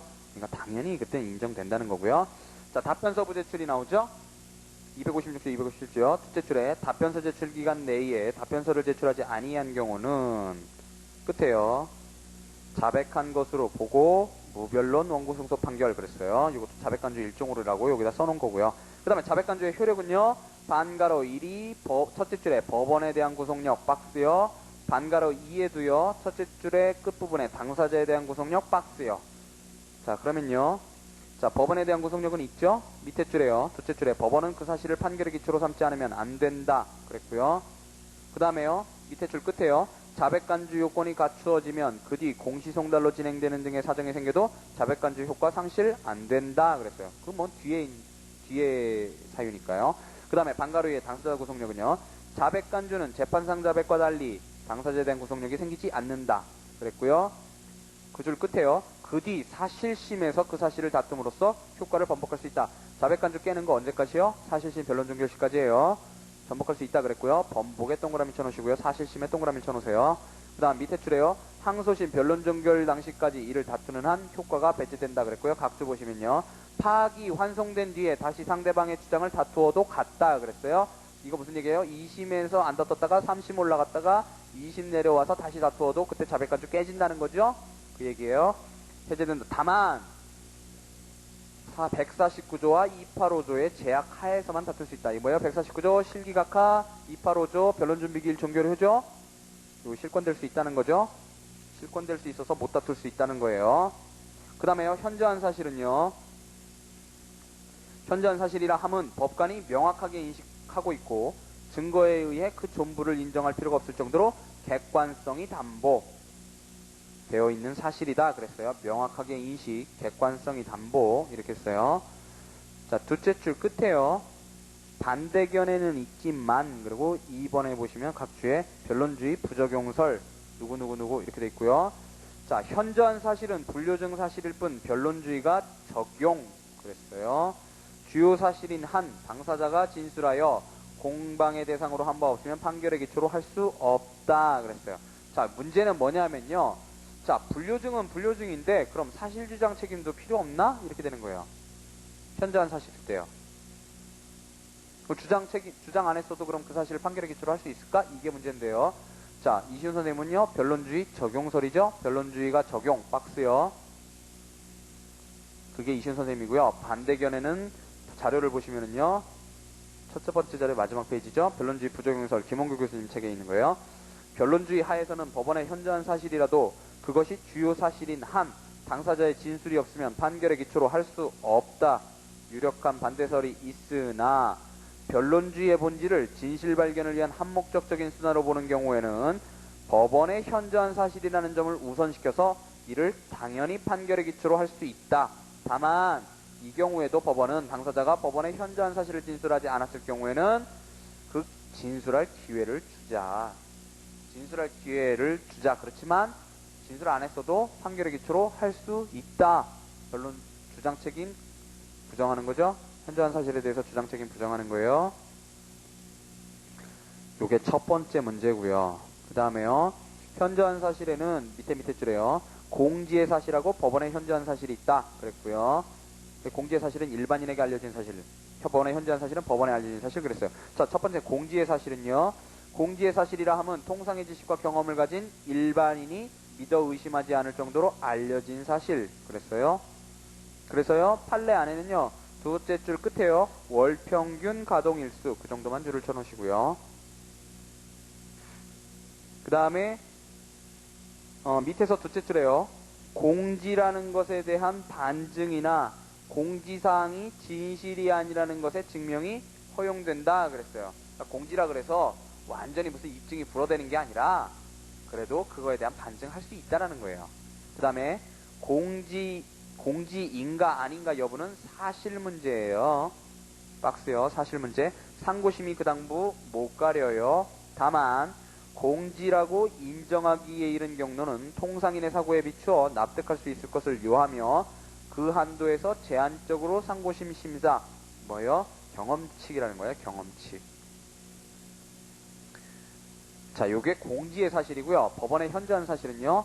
자, 법원의 현저한 사실이라 함은 법관이 그 직무상의 경험, 박스요. 직무상의 경험으로 명백히 알고 있는 사실로서 명확한 기억을 갖고 있다거나 아니면 기록 등을 뒤져가지고 조사해봤더니 곧바로 그 내용을 알 수 있다. 그러면은 그게 바로 법원의 현저한 사실이라는 거고요. 자, 뭐 작은 글씨는 모르셔도 되고요. 자, 밑에 패러그래프의 맨 끝에요. 첫째 줄 맨 끝에 법관의 인식의 객관성 그곳에 분류증 사실이라는 근거가 있다는 거고요. 그 다음에 밑에 줄에요. 법관이 직무 외 박스요. 에서 전해 들은 사실은 판단의 객관성, 공정성을 담보할 수 없으므로 증명을 필요로 한다. 그랬어요.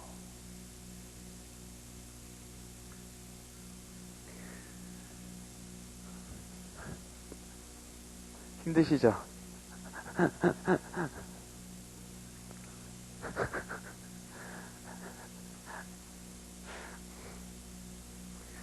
예.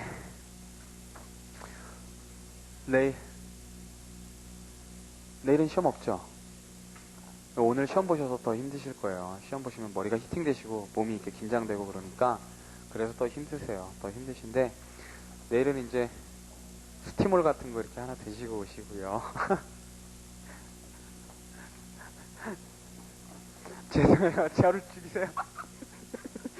제가 나쁜 놈이에요. 하여튼. 자, 오늘 고생하셨고요. 내일 1시에 하면 되겠죠? 자, 1시에 뵙겠습니다. 오늘 너무 고생하셨습니다.